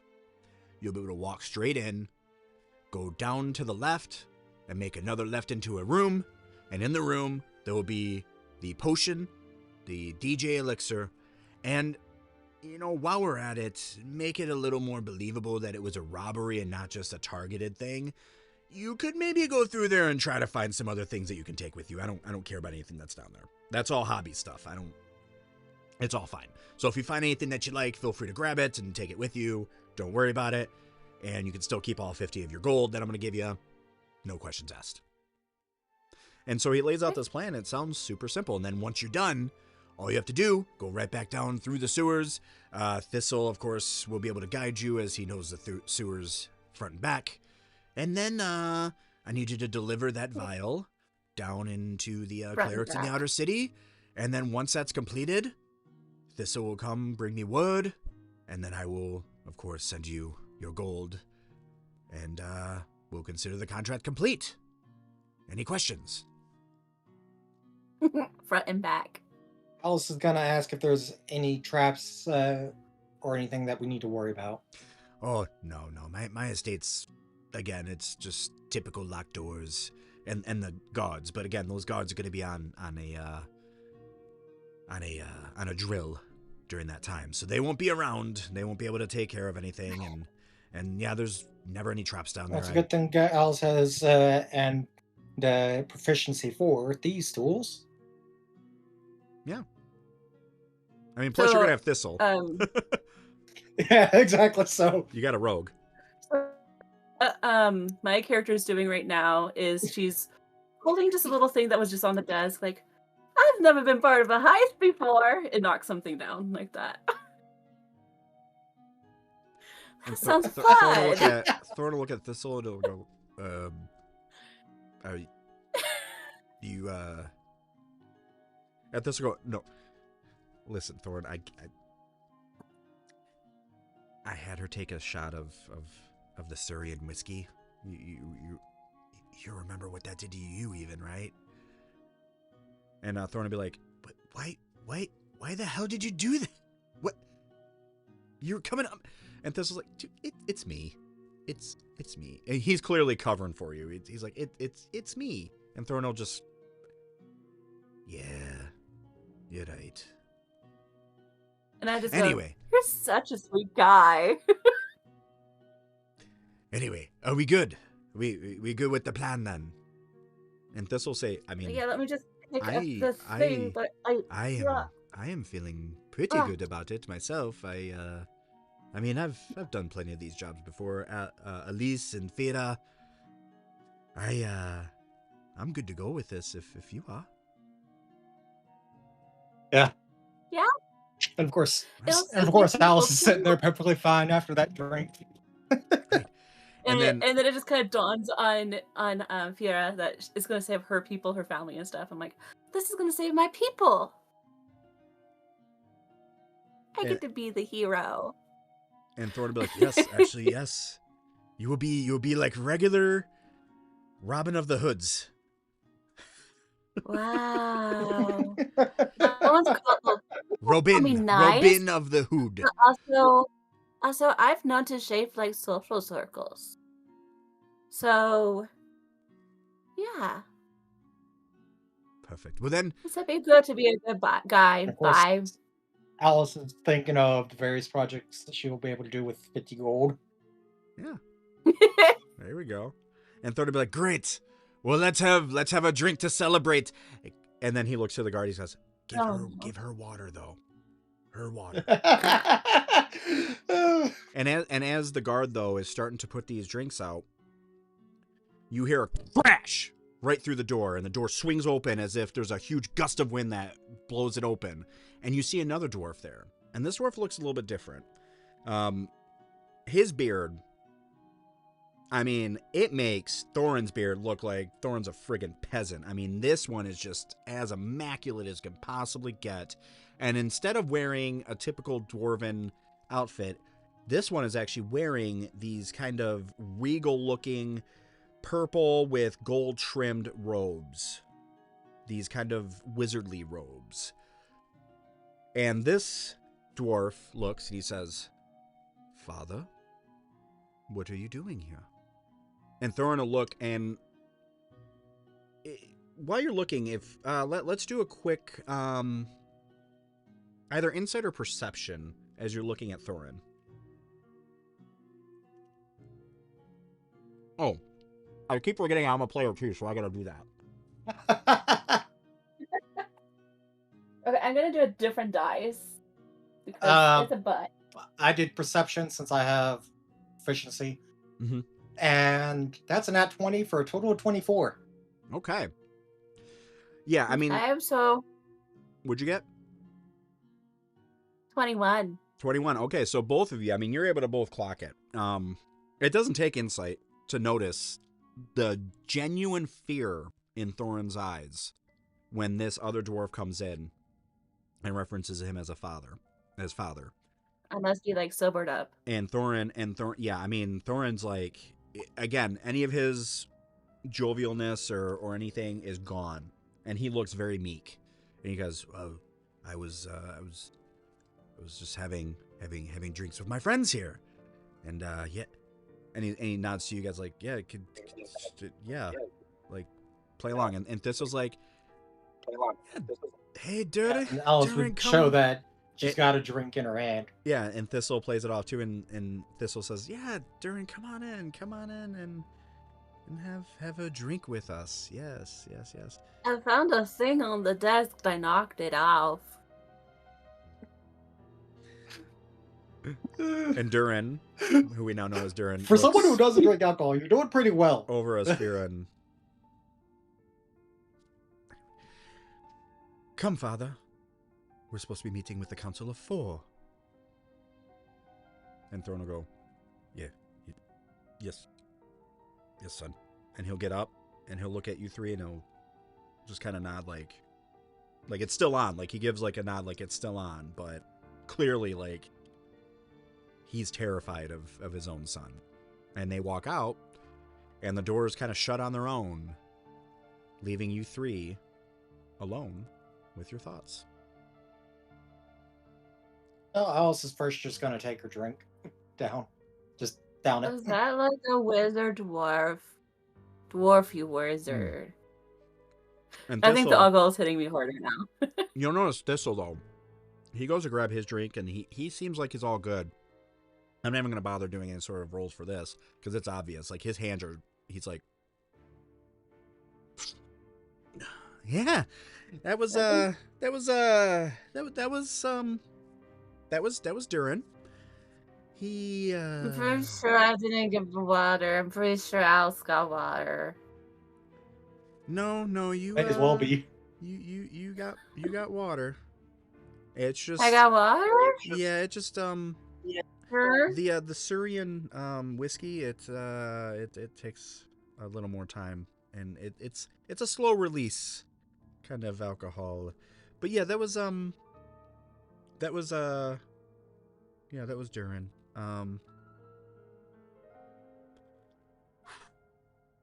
Let's just put it this way, we don't want to see him again.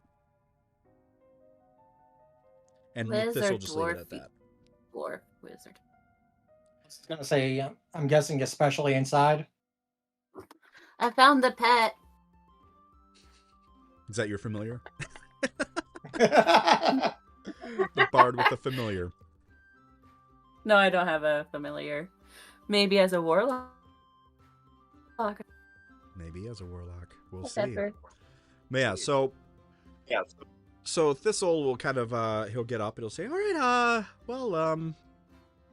I think probably the best thing for us to do now would be to start preparing. I mean, we don't have to worry about planning the heist. We just need to get stocked up for it. I'm already set. As he does the dagger thing, because he just likes to have any excuse to do it. I'm like, wow. And he'll push him back in. Because he just loves using them. I mean, he's never had to use them yet. So he just plays with them as if they're like yo-yos. He says, yeah, I think we're good to go. I'm thinking maybe today we, because this is, of course, at Tavern, so we're at night.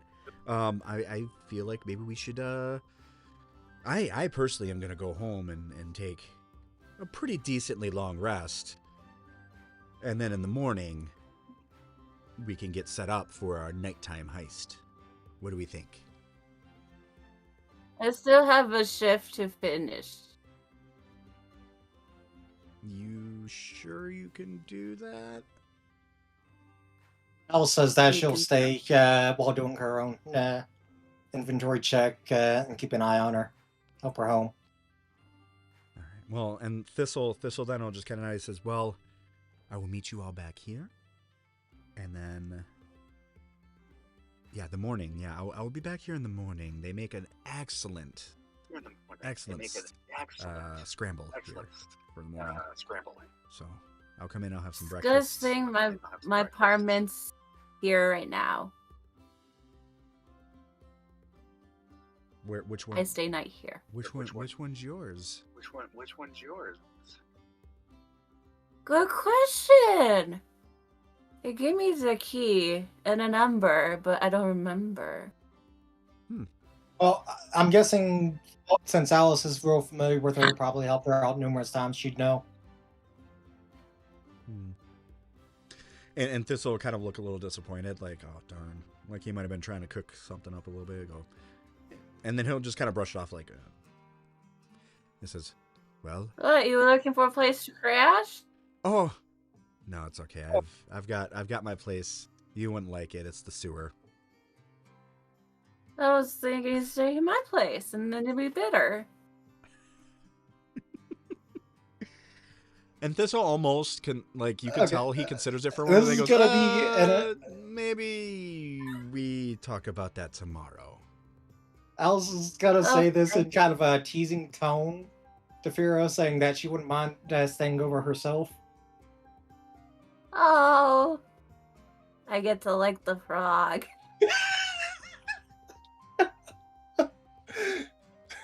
Do not lick the frog. Trust me, I may or may not have done that in the past. Not to you, Alice. So I won't die. You won't die, but there's a phrase I heard from somebody from a faraway land. He called it... What was it? Oh, tripping balls is what he said. I don't recommend it. Baldur's Gate. Tripping Baldur's Gate. Oh my gosh. Someone might need to hold my tail and go fall. Yes. Alice Well. is gonna be helping her. Well, Fira, and he'll take your hand and he'll do a little bow and a kiss to the hand. And Alice, he'll not do that because he doesn't want to be poisoned. Oh, But she's got gloves on. yeah. He'll give Alice a little handshake though, because they're more of a working relationship. And Yeah. and he'll give the handshake. Alice, it's good to see you again as always. I will see you both in the morning. And you see Thistle walk off and start heading out, leaving you two left. I'm waving like this. And Okay, I can just so we picture. make I a- picture Fira after going like this. You go. It looks like I have many fingers if I do this. Woo, I have infinite fingers. I didn't know that was a We're spell. gonna add that in as a new magic, as a new spell. Many fingers. Many fingers as oh no. Anyway, so it leaves you two. So if you want, we can play out how Fira's gonna try to end her set drunk as a skunk, or you can take your long rest now. Someone wouldn't should mind try doing to the acting convince out. me not to do it. What's that? Alice should try to convince me not to. I don't know. Be convincing. Or tell me to. I don't know. I mean, Alice would. I mean, you have a choice. You can either take what Alice says to you, or you being a player, you can force a persuasion check.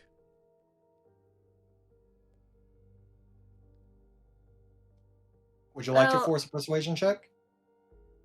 Well, how about this? I start to get up. I have an idea. I start to get out of my chair to say, yeah, I'm going to go play. And I trip over my tail. Want me to make a dex check? Yeah, let's have you do. If you're gonna trip Save over, you're gonna trip over your own tail. You said. Let's. Probably. How about you do an acrobatics check to see if you save yourself from falling on your face? Oh, boy. So let's see. What's my acrobatics again? Yes, I have to do this all the time. Oh, okay. I mean, it's the beginning of the game. Do we have any disadvantages or... I'm gonna let you just straight. Thankfully, your acrobatics I'm is the same as gonna mine. let you just roll it with your modifiers. Okay. Let's see. Oh. 8. How bad do you not want to fall on your face? I don't care. It's probably going to convince me not to go down there. I mean, if you don't care, before. you can fall on your face. But if you really don't want to fall on your face, I'm good. all I'll right. follow Did you my say face. that check would be to catch her? Oh yeah, Alice, you can do a check to No, catch you her. catch me. Yeah, so you You're could do caught by a- so yeah, with that one, I feel like it'd just be a regular dex check. yeah, it would either be Dex or even Strength? athletics, but I'm sure Dex would probably be your better Mm. one. Actually, what even is my athletics? Well, athletics Yeah, is strength based, so Yeah, I was having to look at my list to see what my athletics bonus was, but yeah, you know what? Just do in my personal experience, I think since it's just a rush to catch, do you a know, straight Dex roll. Yeah, see how quickly you're able to help.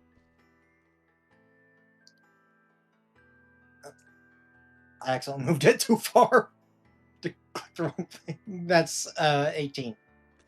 All right, so Wow. so yeah, so I this is got how it plays swept out. off So my Fira, you feet. get up, and I got a +5 Jack to Dex, so got to keep that in mind. yeah. So Fira, you get up, and you are so freaking wasted right now that you forget that you have a tail, and you're also so wasted that you don't even feel that you have a tail at this point because you're so numb. Your body's like you're in that tingly finger stage, of drunkenness, and you immediately. It's almost like when somebody's as a prank ties your shoes together before you get up. That's what ends up happening with your tail. You have your tail wrapped around. Because I don't know, how long is your tail though? Do you have a long tail? You have a shorter tail? I feel like it'd be at least 2.5 feet. Yeah, I mean it'd be long enough, right? A tiefling tail. Yeah. So you Yeah. accidentally you forget that your tail you actually have wrapped in front of you when you were sitting. So you go to get up and you immediately. But as you're doing it, I mean, Alice, you knew it was coming. I mean, Fira when she's been drunk before. So you're like, I already know what's happening. Probably helped her a few times. Yeah, and you're just ready. Like it wasn't even one of those things where like you had to react quickly. I know I made you do a dex save, or a dex roll, but you already knew it was coming. I So you already got had your 18. hands out. The second she started getting up, you're like, oh. And you caught it. Yeah, I mean, I had an 18 anyway, so, Yeah, reaction exactly. would Like be quick you enough for already that. knew it was coming, so you're able to save.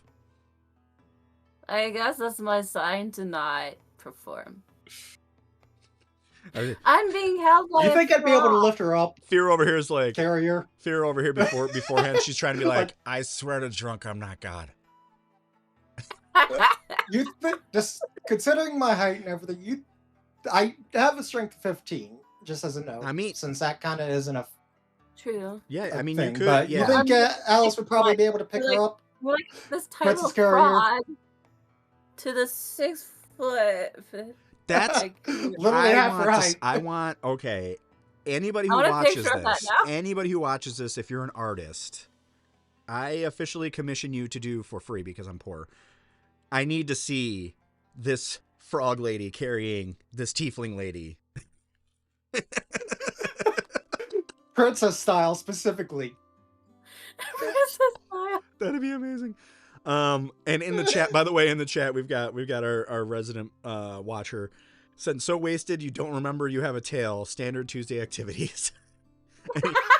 and he also said, we out here asking advice from the dick juice guy. I'm going to save my people with dick juice.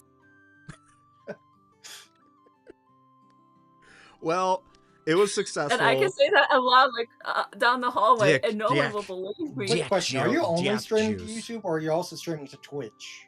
Right now it's just to YouTube right now, but I do have Twitch as well. I just haven't done multiple stuff because I am currently on Wi-Fi. I got to get my network cable ran, and I don't want to stretch my output too thin until I get my actual wire. Okay, I had to ask. If you want, you can stream it to your Twitch if you want. And I A little too late starting. But I had to ask because of the two chats not entirely lining up. Because, like, I see in the little overlay one thing, but an actual YouTube chat. Oh, is it giving you something different? Yeah, like, It's I not see totally mine before, but for Diesel, I see the So Wasted in YouTube and the Dick Juice one in the overlay. Okay, yeah. Probably in YouTube while you're watching it then. You probably just have it. For some reason, it keeps defaulting, even though I tell it not to. It defaults to top chat instead of live chat. I don't know why. Oh. I have specifically told it to show live chat, but for some reason it keeps defaulting. Yeah, to I top just chat. noticed. So that's what that means. Yeah, it's annoying. YouTube. I've never watched a proper YouTube live stream, only premieres. Yeah, it's. I don't And get premieres it. are default live. Yeah, I don't get it. I've tried to change it. I've made the default supposed to be live chat. It doesn't do it as live chat. I don't know why. But yeah. Well, Alice and Fira. Alice, you successfully guide Fira to her room. I was legitimately asking if I could actually pick her up. Yeah. Princess Oh yeah. Carrier. Yeah. You do carry her. Yeah, go for it. I'd love to see this. Want me to just do a strength check for that, or is it just yeah. done? You know what? Yeah, let's do a strength check. But it's not going to see if you can. It's going to see just how difficult it is on the way there. Like how many times you have to like stop and take a break. I don't think it's gonna matter. That's a 22. I have plus Oh. 2 to strength. Yeah. So that's a nat 20. Yeah, I think you're good. I think you're good. Yeah, I would say so. Yeah. So I'll yes, if probably there have are like any a artists bath ready watching, for you you. see what Alice looks like. So, jaw tiefling, twice that height. Big presence carried by this frog. I'm probably wearing I like a want to red see that. dress or something because I'm a My bard. Lord. Just doing flute stuff. It's going to be that kind of campaign. All right. And then like as we're going down the hallway, I just say to Alice, I have a bath. You can go water. Alice is gonna Oh, thank her for that. hold on. I'm going to say right now, I know we're going to be, Fira, even though you are wasted off your ass, you are still thinking of your friend. So you are going to get the first inspiration of the game. So go ahead and put in your inspiration. For those who don't play D&D that are watching, inspiration is handed out by the Dungeon Master at his discretion, his or her discretion. Usually when a character maybe does something extraordinary or a player does something that maybe is just unique. Or in this case, it just shows that Fira's character, because she is so caring about her loved ones, that she's willing to already be thinking of them even in her drunken stupor while being carried by this frog. She's still thinking of the frog and how she can make sure that the frog is comfortable and make sure that the frog can have her bath. So there's your inspiration. And with the inspiration, two things that you can do, by the way, Clem, because some people forget that they can do this as well. You can roll with advantage on any roll that you'd like, or you can give me, the DM, not Thistle, but the DM, disadvantage on any of my rolls. Mm-hmm. Yeah, and also as a note, I'm making 2 notes here. One is in relation to what you were just saying, and another is my character and reasoning. But in the relation to what you were just talking about, it is completely different from bardic inspiration. Yes, bardic inspiration here is an extra. What is that? I play Baldur's Gate.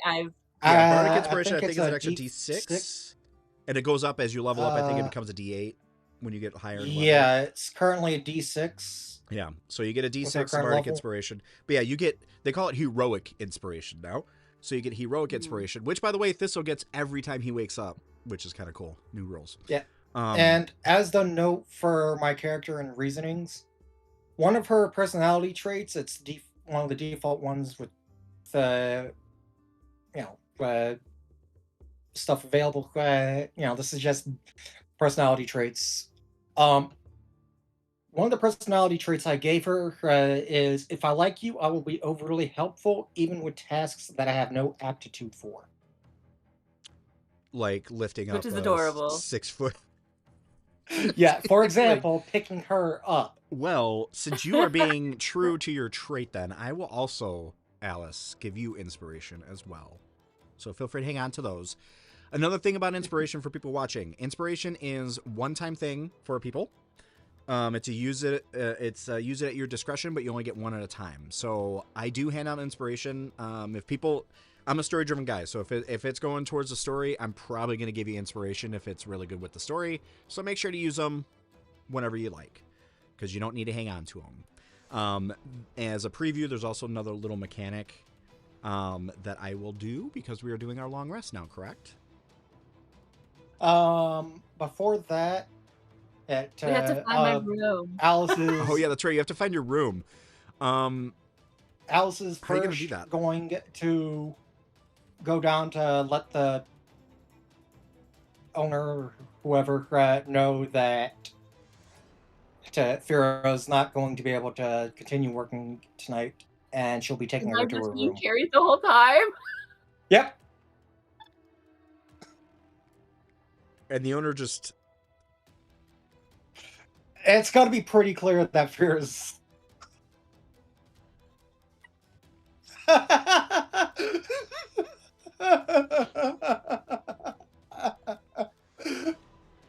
And that's also And why then I the did owner's this. actually going to lift up the bottle of the Syrian whiskey, and you'll see that she also has a shot glass in front of her that has a little bit of the liquid left, and she goes, "Did she drink this?"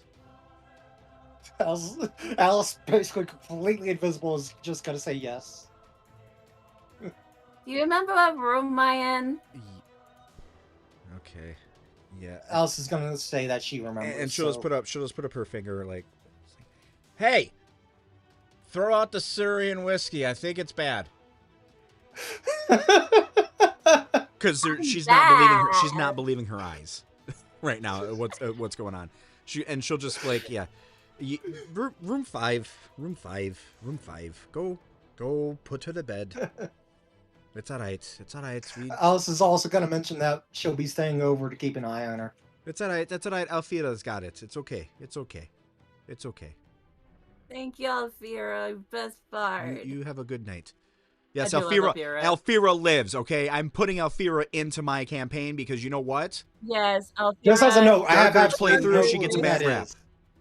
Because No, I've Doctor. barely played just past the Druid part in BG3. Well, just That is my only experience. I'll just warn you: do Alfira. not get attached to Alfira, if you're doing a Dark Urge If you're playthrough. doing, don't do Dark Urge if you love Alfira. Exactly. No Dark Urge here. Exactly. No dirties allowed. Diesel, Uh, goated Alfira. we Exactly. Our bards. Yeah, we Our love tiefling bards are precious. we love our bards. I have a thing for tieflings. What can I say? They're I hot. love tieflings. Oh, They're my tieflings are favorites. amazing. Mama K is my girl. That's my. I like my that's weirder video game races crush. personally. What's that? So I've been I, usually like I a said drow. I like my weirder races personally. Like the more unique ones, like the Grung, the Turtle. My thing is Mhm. just it was Karlak for me. She did it in. I mean, she's my type. I like those tall like. Oh, Karlak was a great character. Oh, and So she was was hot. it. And she was hot, not just because of the fire. Yeah. She was hot in both senses. Exactly. She was hot both literally and figuratively. And my gaydar says that she's bisexual, so very bi. Oh yeah. Yeah. By the way, I feel like every was single character in absolutely Baldur's I mean, Gate going not to only romance just is because pan. of not only So just y'all- because of like the writing of the story, but her character herself. Oh, is- yeah. she's Oh, for sure. Yeah. For sure. So it's known before I lost access to the game, I was borrowing it from my friend through Steam, but I was absolutely just because I was that curious, gonna go for the tentacles. oh jeez. I may have slept with the Emperor. Yeah, I was absolutely going to do that because I was like, I gotta see this. I also may have slept with Mizora. Will was not happy. Honestly, I I've think seen that ending. at this point in Baldur's Gate, I might as well have been a bard because if I could sleep with you in that Baldur's Gate game, I have slept with you. I mean, you don't have to be a bard to do that. No, I you don't mean, have to be, but it's a very bard thing Yeah. to do. Oh, there's a Yeah, dragon? Yeah, I'm gonna roll to try to I sleep actually with the have dragon. a Like character, a druid, that exists in my world. If you play any campaign in my world, you'll meet him eventually. But put simply, he's Zeus. What if Missoura shows up in our campaign? Freaking Zeus. And also, as a little And note I'll in my be- world, the Greek gods have kind of been reborn into the specific mortals. And that druid is legitimately Zeus. And his Whore. wife is Hera. So basically, whore. Zeus was a whore. Get him drunk, and you'll possibly find him waking up next to an animal. Oh, Diesel was replying, I go for Minty just to feel something. Anything. I love Minthara. She's my favorite character. She is pretty amazing. And that voice I love Minthara. is awesome. She has. I'm gonna. I will destroy you apologist. after I have sex with you. Well, that's what her voice yes, says. but also she, I will she's very loving. I will but bang you also into she hates oblivion. everyone. I will bang you until you cannot I walk. love her. And then after that, I will discard you like the piece of meat you are. By the way, I should note that the character I had in BG3 was the hottest I can make a black dragonborn lady. I like the Dragonborns. Those are cool. Diesel says I could fix her. That's how I was with the Astarion. I was like, I can fix him. Worse, okay? I was like, I know Astarion's chaotic evil, but I can turn him into at least chaotic good. Or at least chaotic neutral. Yeah, at least can make him neutral, which I did. Anyway. Oh, yeah, So, Alice is going to be taking Nat I'm Fira to her room. What's And of that? course, prepare the bath. Alice is, of course, taking Fira to her room and preparing bath for herself. Okay. So she can immerse for an hour. All right. And also, we're sleeping separately right now, but I'm gonna let it go anyway. There's another mechanic that I try that I've actually borrowed from a show that I watch called Encounter Party, which is gonna be a huge advertise. And I want to feel like Critical Role and have sponsors, but I don't. So I'm just gonna pretend like I do. So this segment's Get gonna be enough brought to you subscribers, by. you'll get there. This segment's gonna be brought to you by Encounter Party. Encounter Party, awesome show, love it. And then they have a podcast and a TV show. And on the TV show, the DM came up with this cool mechanic where I'm gonna have all three of us make a straight charisma throw or a straight charisma check. So there's no extra modifiers or anything, just straight charisma. So whatever your charisma straight modifier is, use it. And I have a number in my head for us to reach, and if we reach that number, we will receive group inspiration. Which the way group inspiration will work, it'll have to do with like us all bonding as a party. So if we're able to successfully bond as a party, we will have another inspiration point on top of whatever personal ones you have, and you'll be able to draw from that in order to do your rerolls if you'd like. And we'll be able So to. you want us? Should we go ahead and do one roll now? Yep, we're gonna do a straight charisma check for tonight's long rest. Okay, I'm sending an image just so you know I'm not lying. Did you seriously roll a nat 20 again? Where are we at? It's here in the session chat. Oh, session chat. Messages. Okay. All right, let me open up the session chat here. I'm Can at I a open the session 17. chat? The way I got this bad boy opened? If you hover There it over is. the. Oh my gosh. Oh my gosh. Did I not tell you? Did I That's- not tell you? That's my nickname? That's funny. Oh my goodness. I told you my nickname. If you did not believe me, that's on you. Oh my gosh. What's my charisma? I got a level? 17. So. 17, that's good. Shoot, where'd my roll go? Oh, there it is. I ate it. So, yeah, you might as well. It was just a snack because it was only a freaking 10. But between the nat 20, you said you rolled 17, and even though I only rolled a 10, I'm gonna say that we did achieve that DC. So we were all able to kind of bond. So even though like Thistle is just dreaming of Fira at this point because he's got a thing for tieflings. And Fira, I mean, you could describe kind of the relationship that you're having with Alice as Alice is putting you to bed and taking care of you. Maybe let's play that out so that way we can see why we all have our inspiration when we wake up in the morning. Oh. The interaction will be after the hour Okay. bath because Alice is going to need that first. Yeah. Yes. Did you at And least I'm make kind of like- Fira a little bit of coffee to sober her up a little bit first before bed? Had it, Bruin. I'm like Made eating it- some let it saltines brew. and Took the Drink bath. you. Well, prepared the bath. Gave it to her. Took a bath. All right. Of course, having to throw the water out after because, Poison. poison poisonous. frogs soaking in water. That's the kind of Poison water tea. Grung would give to the ones that are enslaving. Because for those who don't know Grung, they're typically evil, at least in nature. And they have a habit of making slaves. Feeding mild, very diluted version of the poison, making lethargic and all that. And eventually, if it's done long enough, they become a husk of themselves. Okay. pretty much mindless stall. So keep in mind, that's technically something I could do. True. But I'm sorry, I instead, had to laugh she's because I just helping read me. Diesel. I will bang the demons out of Minty, so help me absolute. Yeah, I laughed at that. Oh, I love it.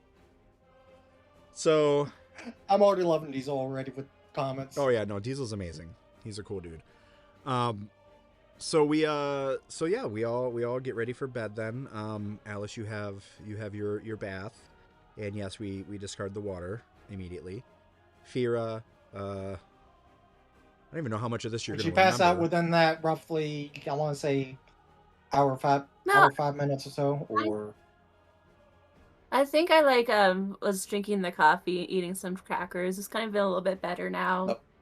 Keep in Feeling my mind, you know, feet. an hour still passes after getting the coffee. Yeah, so you've sobered up a tad, but you still need to go. I've to bed. sobered up. Yeah, I'm pretty Just a tad. tired. Yeah. I mean, you could make another con save Nah. at this point. I mean, we're going to bed.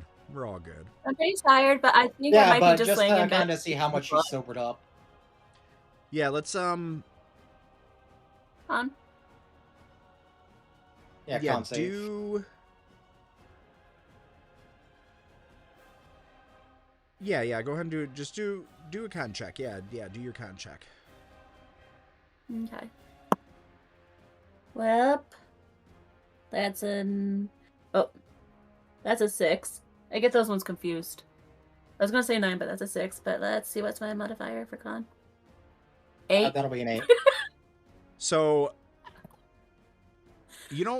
so when you get to the point of no return and you stay awake throughout it, though, and then you think that you're sober again, but everybody around you knows full well that you're still drunk off your ass, but because you're not to the point of no return anymore, you've actually stayed awake long enough, you think you've gotten more sober, and you're like, oh yeah, it's fine, like, I could totally go out, let's just go do the heist now, and Alice is like, bitch, you still drunk. Pretty much what she says, nicer way, but, you know. Yeah, and you're like, no, and nice, Fira, gentle, kind. and I can see Fira being like, thinking like, no, I'm fine, but it's, no, I'm fine. Yeah. Alice's response is along the lines of, Fira, honey, you're still drunk. Well, I can at least play through. And I will... I'm playing it from the wrong side. Oh my gosh. And then I can just see Fira, something's wrong with my flute. And Alice is just gonna gently take this and say, I'll put this away for you. And just kind of puts it back in its case and everything. And then, immediately I get very tired and I just kind of flop back on the bed. There we go. Alice is gonna do her checks, check inventory, make sure she's got everything. Change into her more normal clothes. Yeah, still fully covered. Yeah, her set that still fully covers her body. Yeah, put the trash can near Fira's head, just right there by the bed, and then just kind of lay there next to her. Love that. Well, and then in my sleepy slumber, I'm like, nice froggy. Oh my gosh. Oh, drunk people. Alice is probably just used to this. Drunk people. My goodness. Well, Fira, you I'm sleep. gonna wake up hungover, aren't I? No, Might be another con check, but no. Fira, I mean, honestly though, no. Here's what I'm gonna say. Fira, as a bard, you've had many a drunken nights. You're used to it by now. So I'm not gonna make you do a check. It's completely up to you if you want your character to be hungover or not. But I'm gonna say, as a bard, you're used to getting wasted and then waking up in the morning. It's part of the job.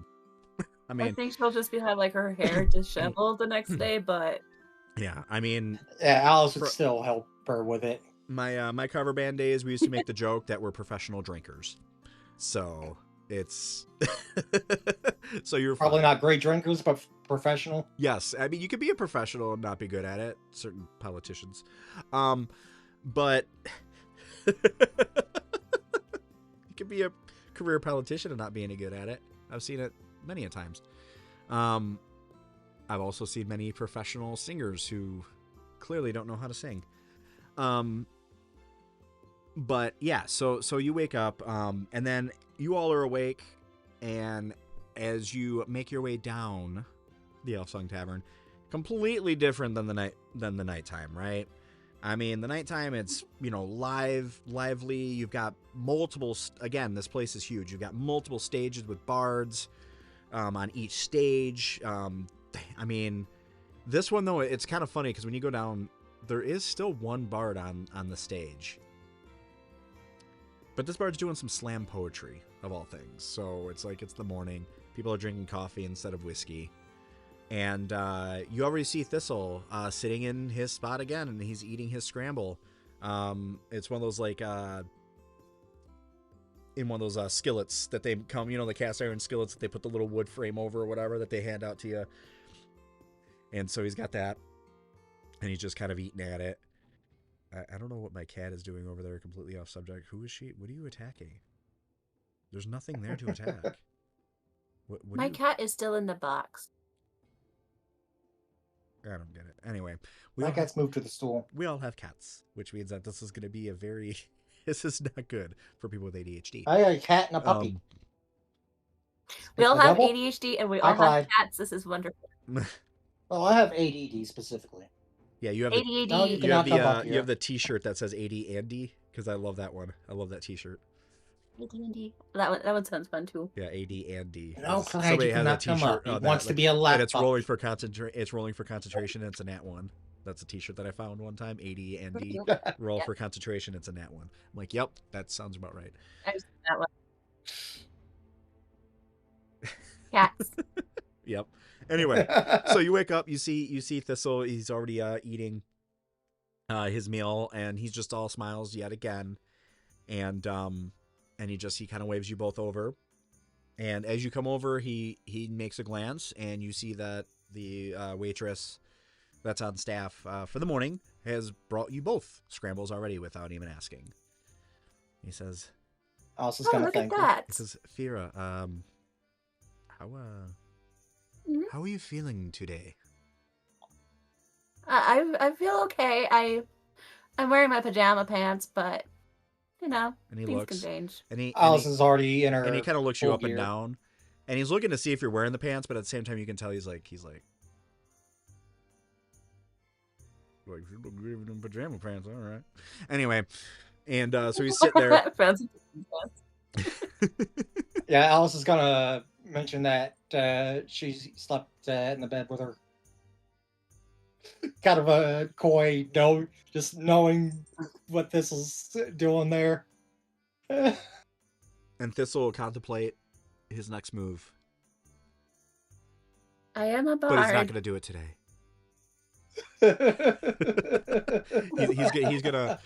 He's like, score one, Alice. Okay.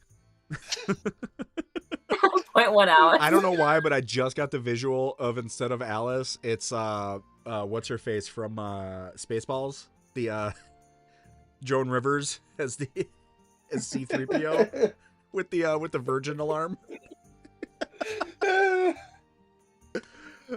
Anyway, so he says, yeah, I feel like tonight's gonna be a good night. I have already gotten myself supplied, but if you all need to, we could wait for you all to acquire any. And he's saying this in a low voice. He's like, for you to acquire any tools or items that you might need for this heist. You see, I usually keep it in my pack by the door. I mostly get by looking at people and saying, Oh, right. Yeah, I know. Since the long rest was done, replicate magic. I want to say that I did do the replicate magic item for alchemy jug. Cool. as well as Goggles of Night. If you would allow that, since the mask actually does have goggles built in. Yeah. On the mask itself. Yeah. Yeah, that makes sense. Yeah, that's cool. Oh, the mask for me, huh? My mask. Yeah. Oh, yeah. I don't have dark vision. Oh, that's right. Goggles I'm of so Night, sorry. dark vision. You can't. And Alchemy Jug, I kind of was like, okay, I'm just going to be taking this because fresh water, 8 gallons. Does sound Water. good. Yes. Yeah. Since I redid for the 2024 base, I had to pick different things. Okay. Minus the back of holding goggles. I can bring an inflatable tub. Like one of those. It's like an inflatable swimming pool or something. I don't think we had that technology. Yeah. No.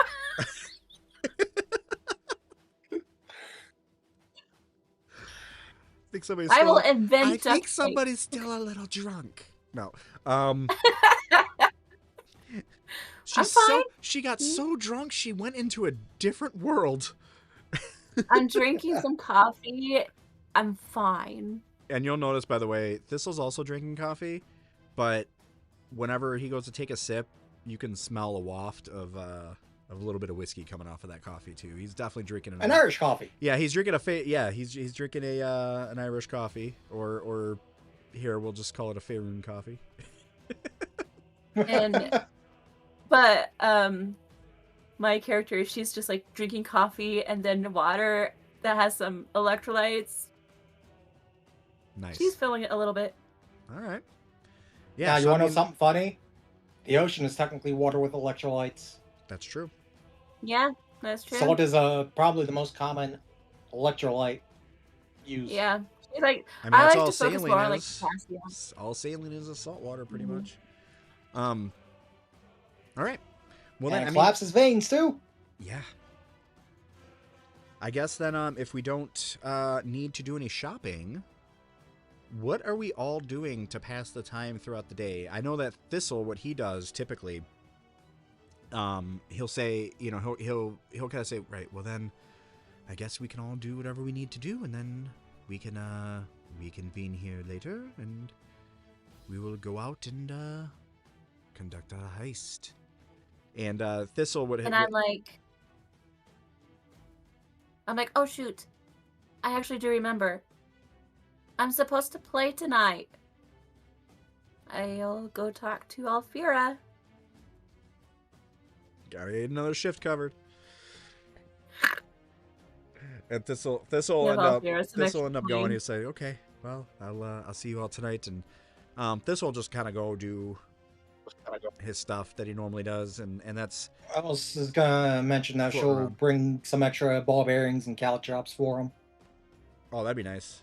Because I think he does have ball bearings, but he could always use more. Yeah, they're stuff she could knock out probably several bags within a few hours. God, man, I mean, think about it. Ball bearings, it's just a quick cast. Yeah. Bit of sanding. Oh, caltrops, they're.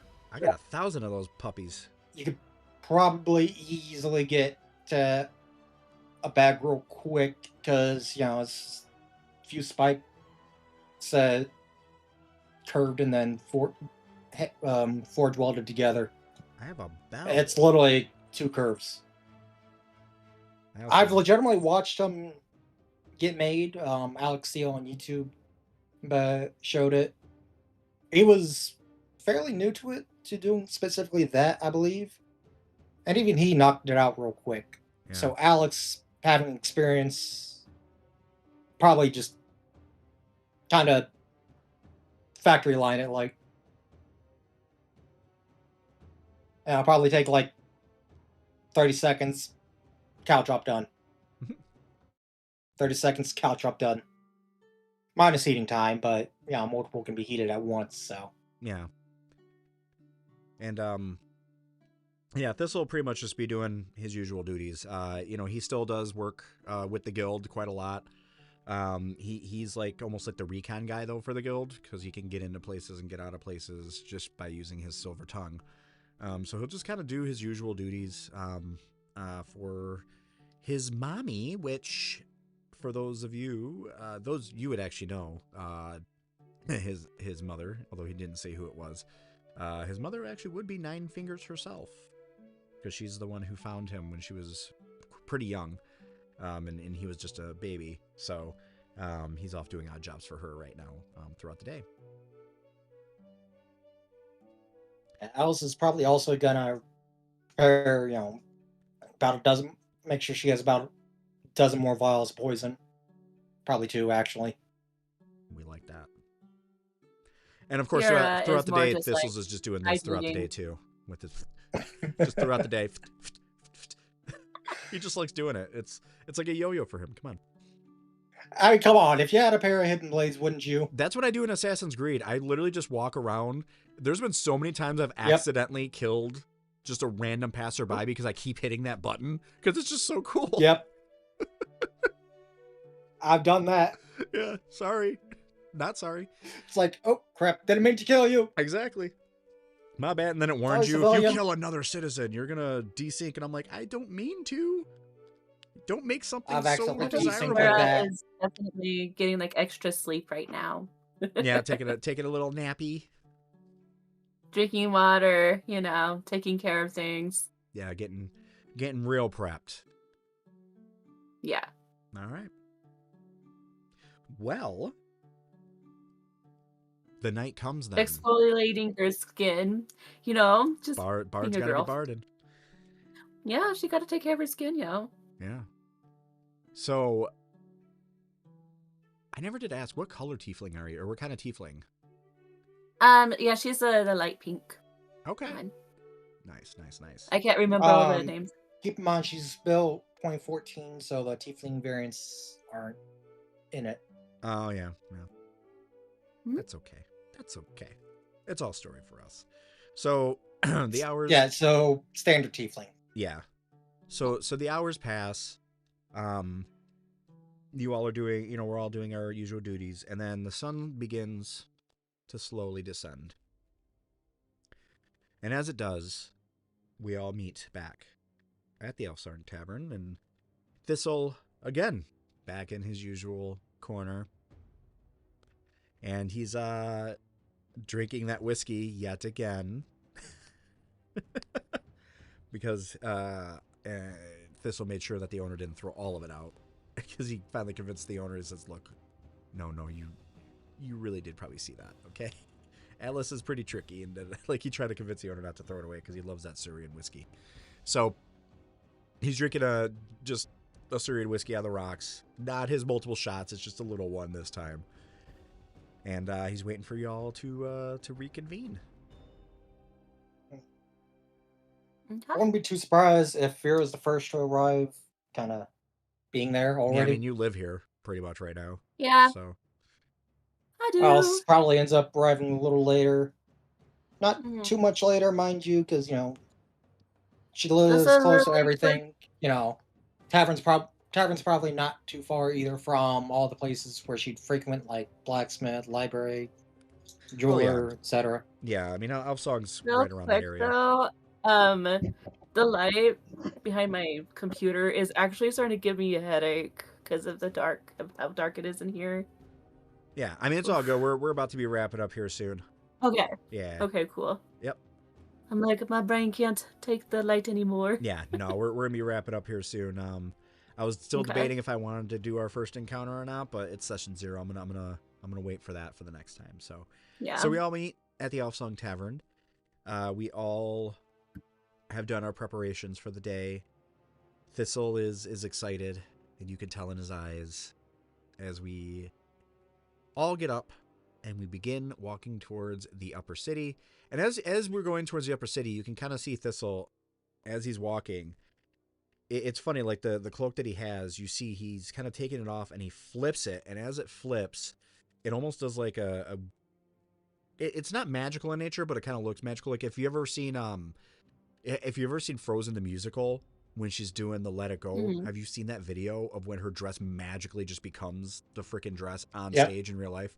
Even though it's, I'm sure, a practical thing. That's what his cloak is kind of doing. Like, as he does that, it almost turns into like a tuxedo-ish kind of super dressed up thing, and he wraps it around himself. And now he looks like a legit, like, almost like patriarch, right? And you can see he kind of braids his hair back as you're walking, and his silver hair just with its some auburn highlights now that you're noticing, now that he's putting it into a pony. And he puts it into this ponytail, this tight ponytail. And as he's doing that, he kind of quaffs this out a little bit and just gets prepped. And yeah, he's in full upper city garb now, it looks like. I mean, he's ready to go. He does look over at you, Fira, and he goes, now listen, before we go in there, you are my servant. I just hired you recently. You are not from the outer city. Your story's gonna have to be that I hired you from Neverwinter or something, okay? Just... Sorry, they don't... I don't know how to put this delicately, but they don't like your kind in the upper city, so just...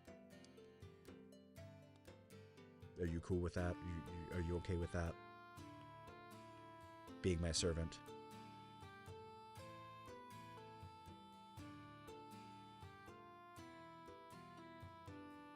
Clemmy, it's on you now. That'd be you, Fira. Oh, I heard. Sorry, I misheard. I thought you were talking to Alice. No, I was talking to you. You're a tiefling. Oh, sorry. I think I misheard. Sorry. I was kind of like, what? I'm a servant. Yeah, just for the upper city. They don't, you know, and Right. they know Alice Yeah. already, but Oh. Alice has probably been there quite a few times. They know she helps him out with any gadgets he needs. yeah, but tieflings though, not so welcome up here. So again, They probably even know she's Grung. yeah, we're gonna say that you're my servant, that I hired you from Neverwinter. We'll just play it cool, okay? And with that, Okay. as you Is start Neverwinter actually in BG? Baldur's Gate? not in Baldur's Gate, but BG? it's north of. I want to say it's north of Baldur's Gate. But yeah, it's Yeah, I was within- saying if it's actually in that world. Yeah, oh yeah, it's in Faerun. Yeah, so Oh, Can she so just Baldur's jump Gate in? actually legitimately takes place in Faerun. yeah, oh yeah, Mhm. yeah. Baldur's Gate is an actual city in the Forgotten Realms. Okay. Yeah. Baldur's Gate's been around. Like I said, I have very, very little experience. I've No, all good. barely played through it. Yeah, no, it's Baldur's Gate is actually based off of the actual Baldur's Gate from the Forgotten Realms. Why are you licking the window? I don't know if that was a legitimate place actually in it. Yep. Yeah, I thought that was maybe just a game world specific thing. Oh yeah, no, it's I mean, obviously the design of Baldur's Gate is from their mind, and it's gorgeous. Yeah, but But the city itself have to and be. its history. I highly and- doubt Faerun was really that fleshed out. Yeah, I mean Minsk in general. Like, if you've ever encountered Minsk, he's got like his own like freaking source books and stuff at this point. He's done a lot. So, but yeah, as you make your way towards, as the sun, as you're walking, it seems like the sun's almost dropping with every step you take. The sun continues to descend, and as you approach the gate, it's almost like magic, but the entire world fades out, and we'll end today's session as we walk towards the gate. So that was our session 0, folks. Yeah, I legitimately would have been just fine if we continued through. I mean, Yeah. Lemmy would not be. Yeah, we're gonna give it a little bit of a break. Mhm. We'll get our rest, and we'll get I'm gonna figure out, I had a couple technical issues that I'm gonna figure out now at my point, but yeah, so that was our session 0. As a recap, we are now on our way to rob somebody who hired us to rob him. of his Viagra. Yeah, Yeah. we're gonna go steal some Viagra to give it to some sick people in the outer city. And what's Um, funny is it's Viagra, but with an opposite story. Yeah. Because Viagra was created for Yeah, as something a heart else, medication but or whatever. Yeah, or blood pressure, I yeah, think. it's heart. Yeah, it was heart medication that kind of had its effect. That's still one of my favorite parts in what is it? Walk Hard. That movie, Walk Hard. I love that movie. At the end, he's like, yeah, what are you guys doing? He's like, we're taking Viagra. He's like, it gives you a boner. Like, oh my gosh.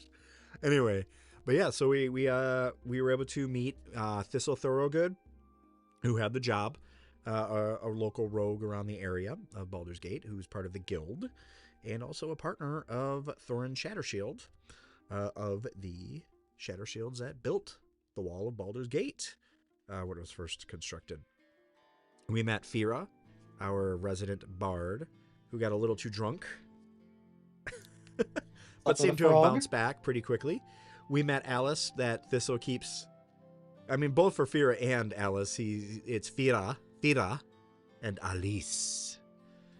He likes to provide little fun names like that. But we also met a certain other person by the name of Durin, who was also a dwarf, but a dwarf wizard, it seems, and the son of Thorin. And Thorin seemed quite terrified of him. So I can't remember, but which one is the one from your backstory? Thorin. Thistle meets Thorin, Okay. who's the dad. And then you have Durin, who's the son. Okay, I just couldn't remember which of them was from I'll be your honest with you, backstory I get them through. mixed up a lot too still. And it's my freaking story. Names are close, so It's my freaking story, and I mix them up too. to be fair, you had to look yours up too. Yeah. So we met them both, and it seems like, again, Thorin was legitimately terrified of his own son.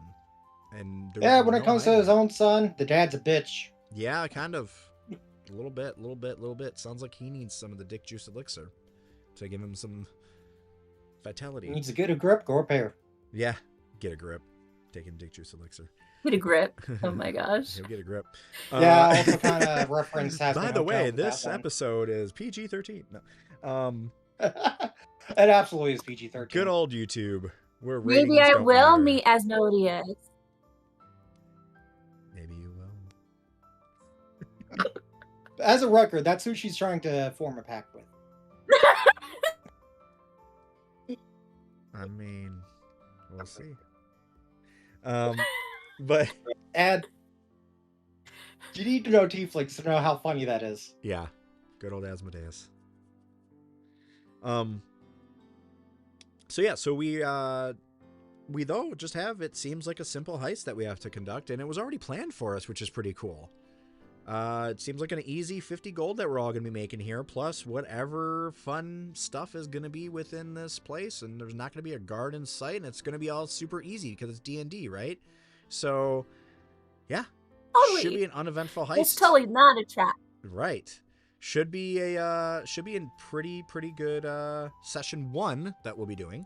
Which, folks, by the way, we are going to be setting this. I already talked to both Clem and Lawrence about this. We are going to set Sundays at 8 p.m. Eastern as our playtime. So Sundays at 8 p.m. Eastern, we will be meeting weekly. So session 1 will be coming up next week. If you are just tuning in, though, and you missed the entire thing, of course, you can rewatch the entire thing, but I'm also going to go ahead and put together a nice highlight video for us throughout the week, so that way we can have a nice little recap, just like you would see in like Stranger Things or any of those other fun shows. Little caveat, though, as we tune out here, because it is still not midnight yet, so it is still technically January 11th, which I do want to point out, as I was taking my notes, I made sure to use my handy-dandy Vault-Tec notebook, which is backwards right now, because I mirrored my camera and forgot to unmirror it. But I'm using my Vault-Tec because today is, in my opinion, Fallout 4 Day.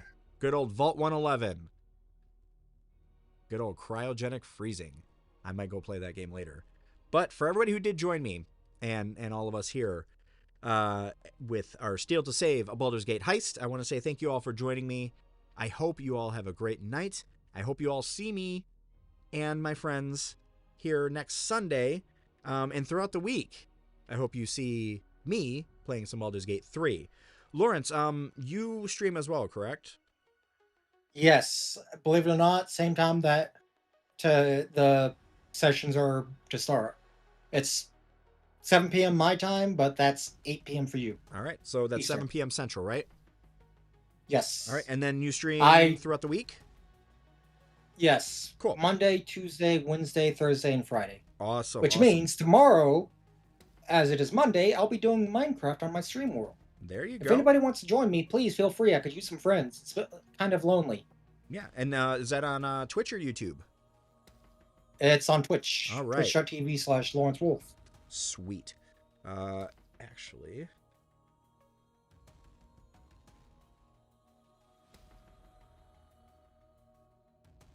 What was that again? That was twitch.tv/Lawrence Wolf. Lawrence Wolf. Spelled correctly? Let's One make word. sure.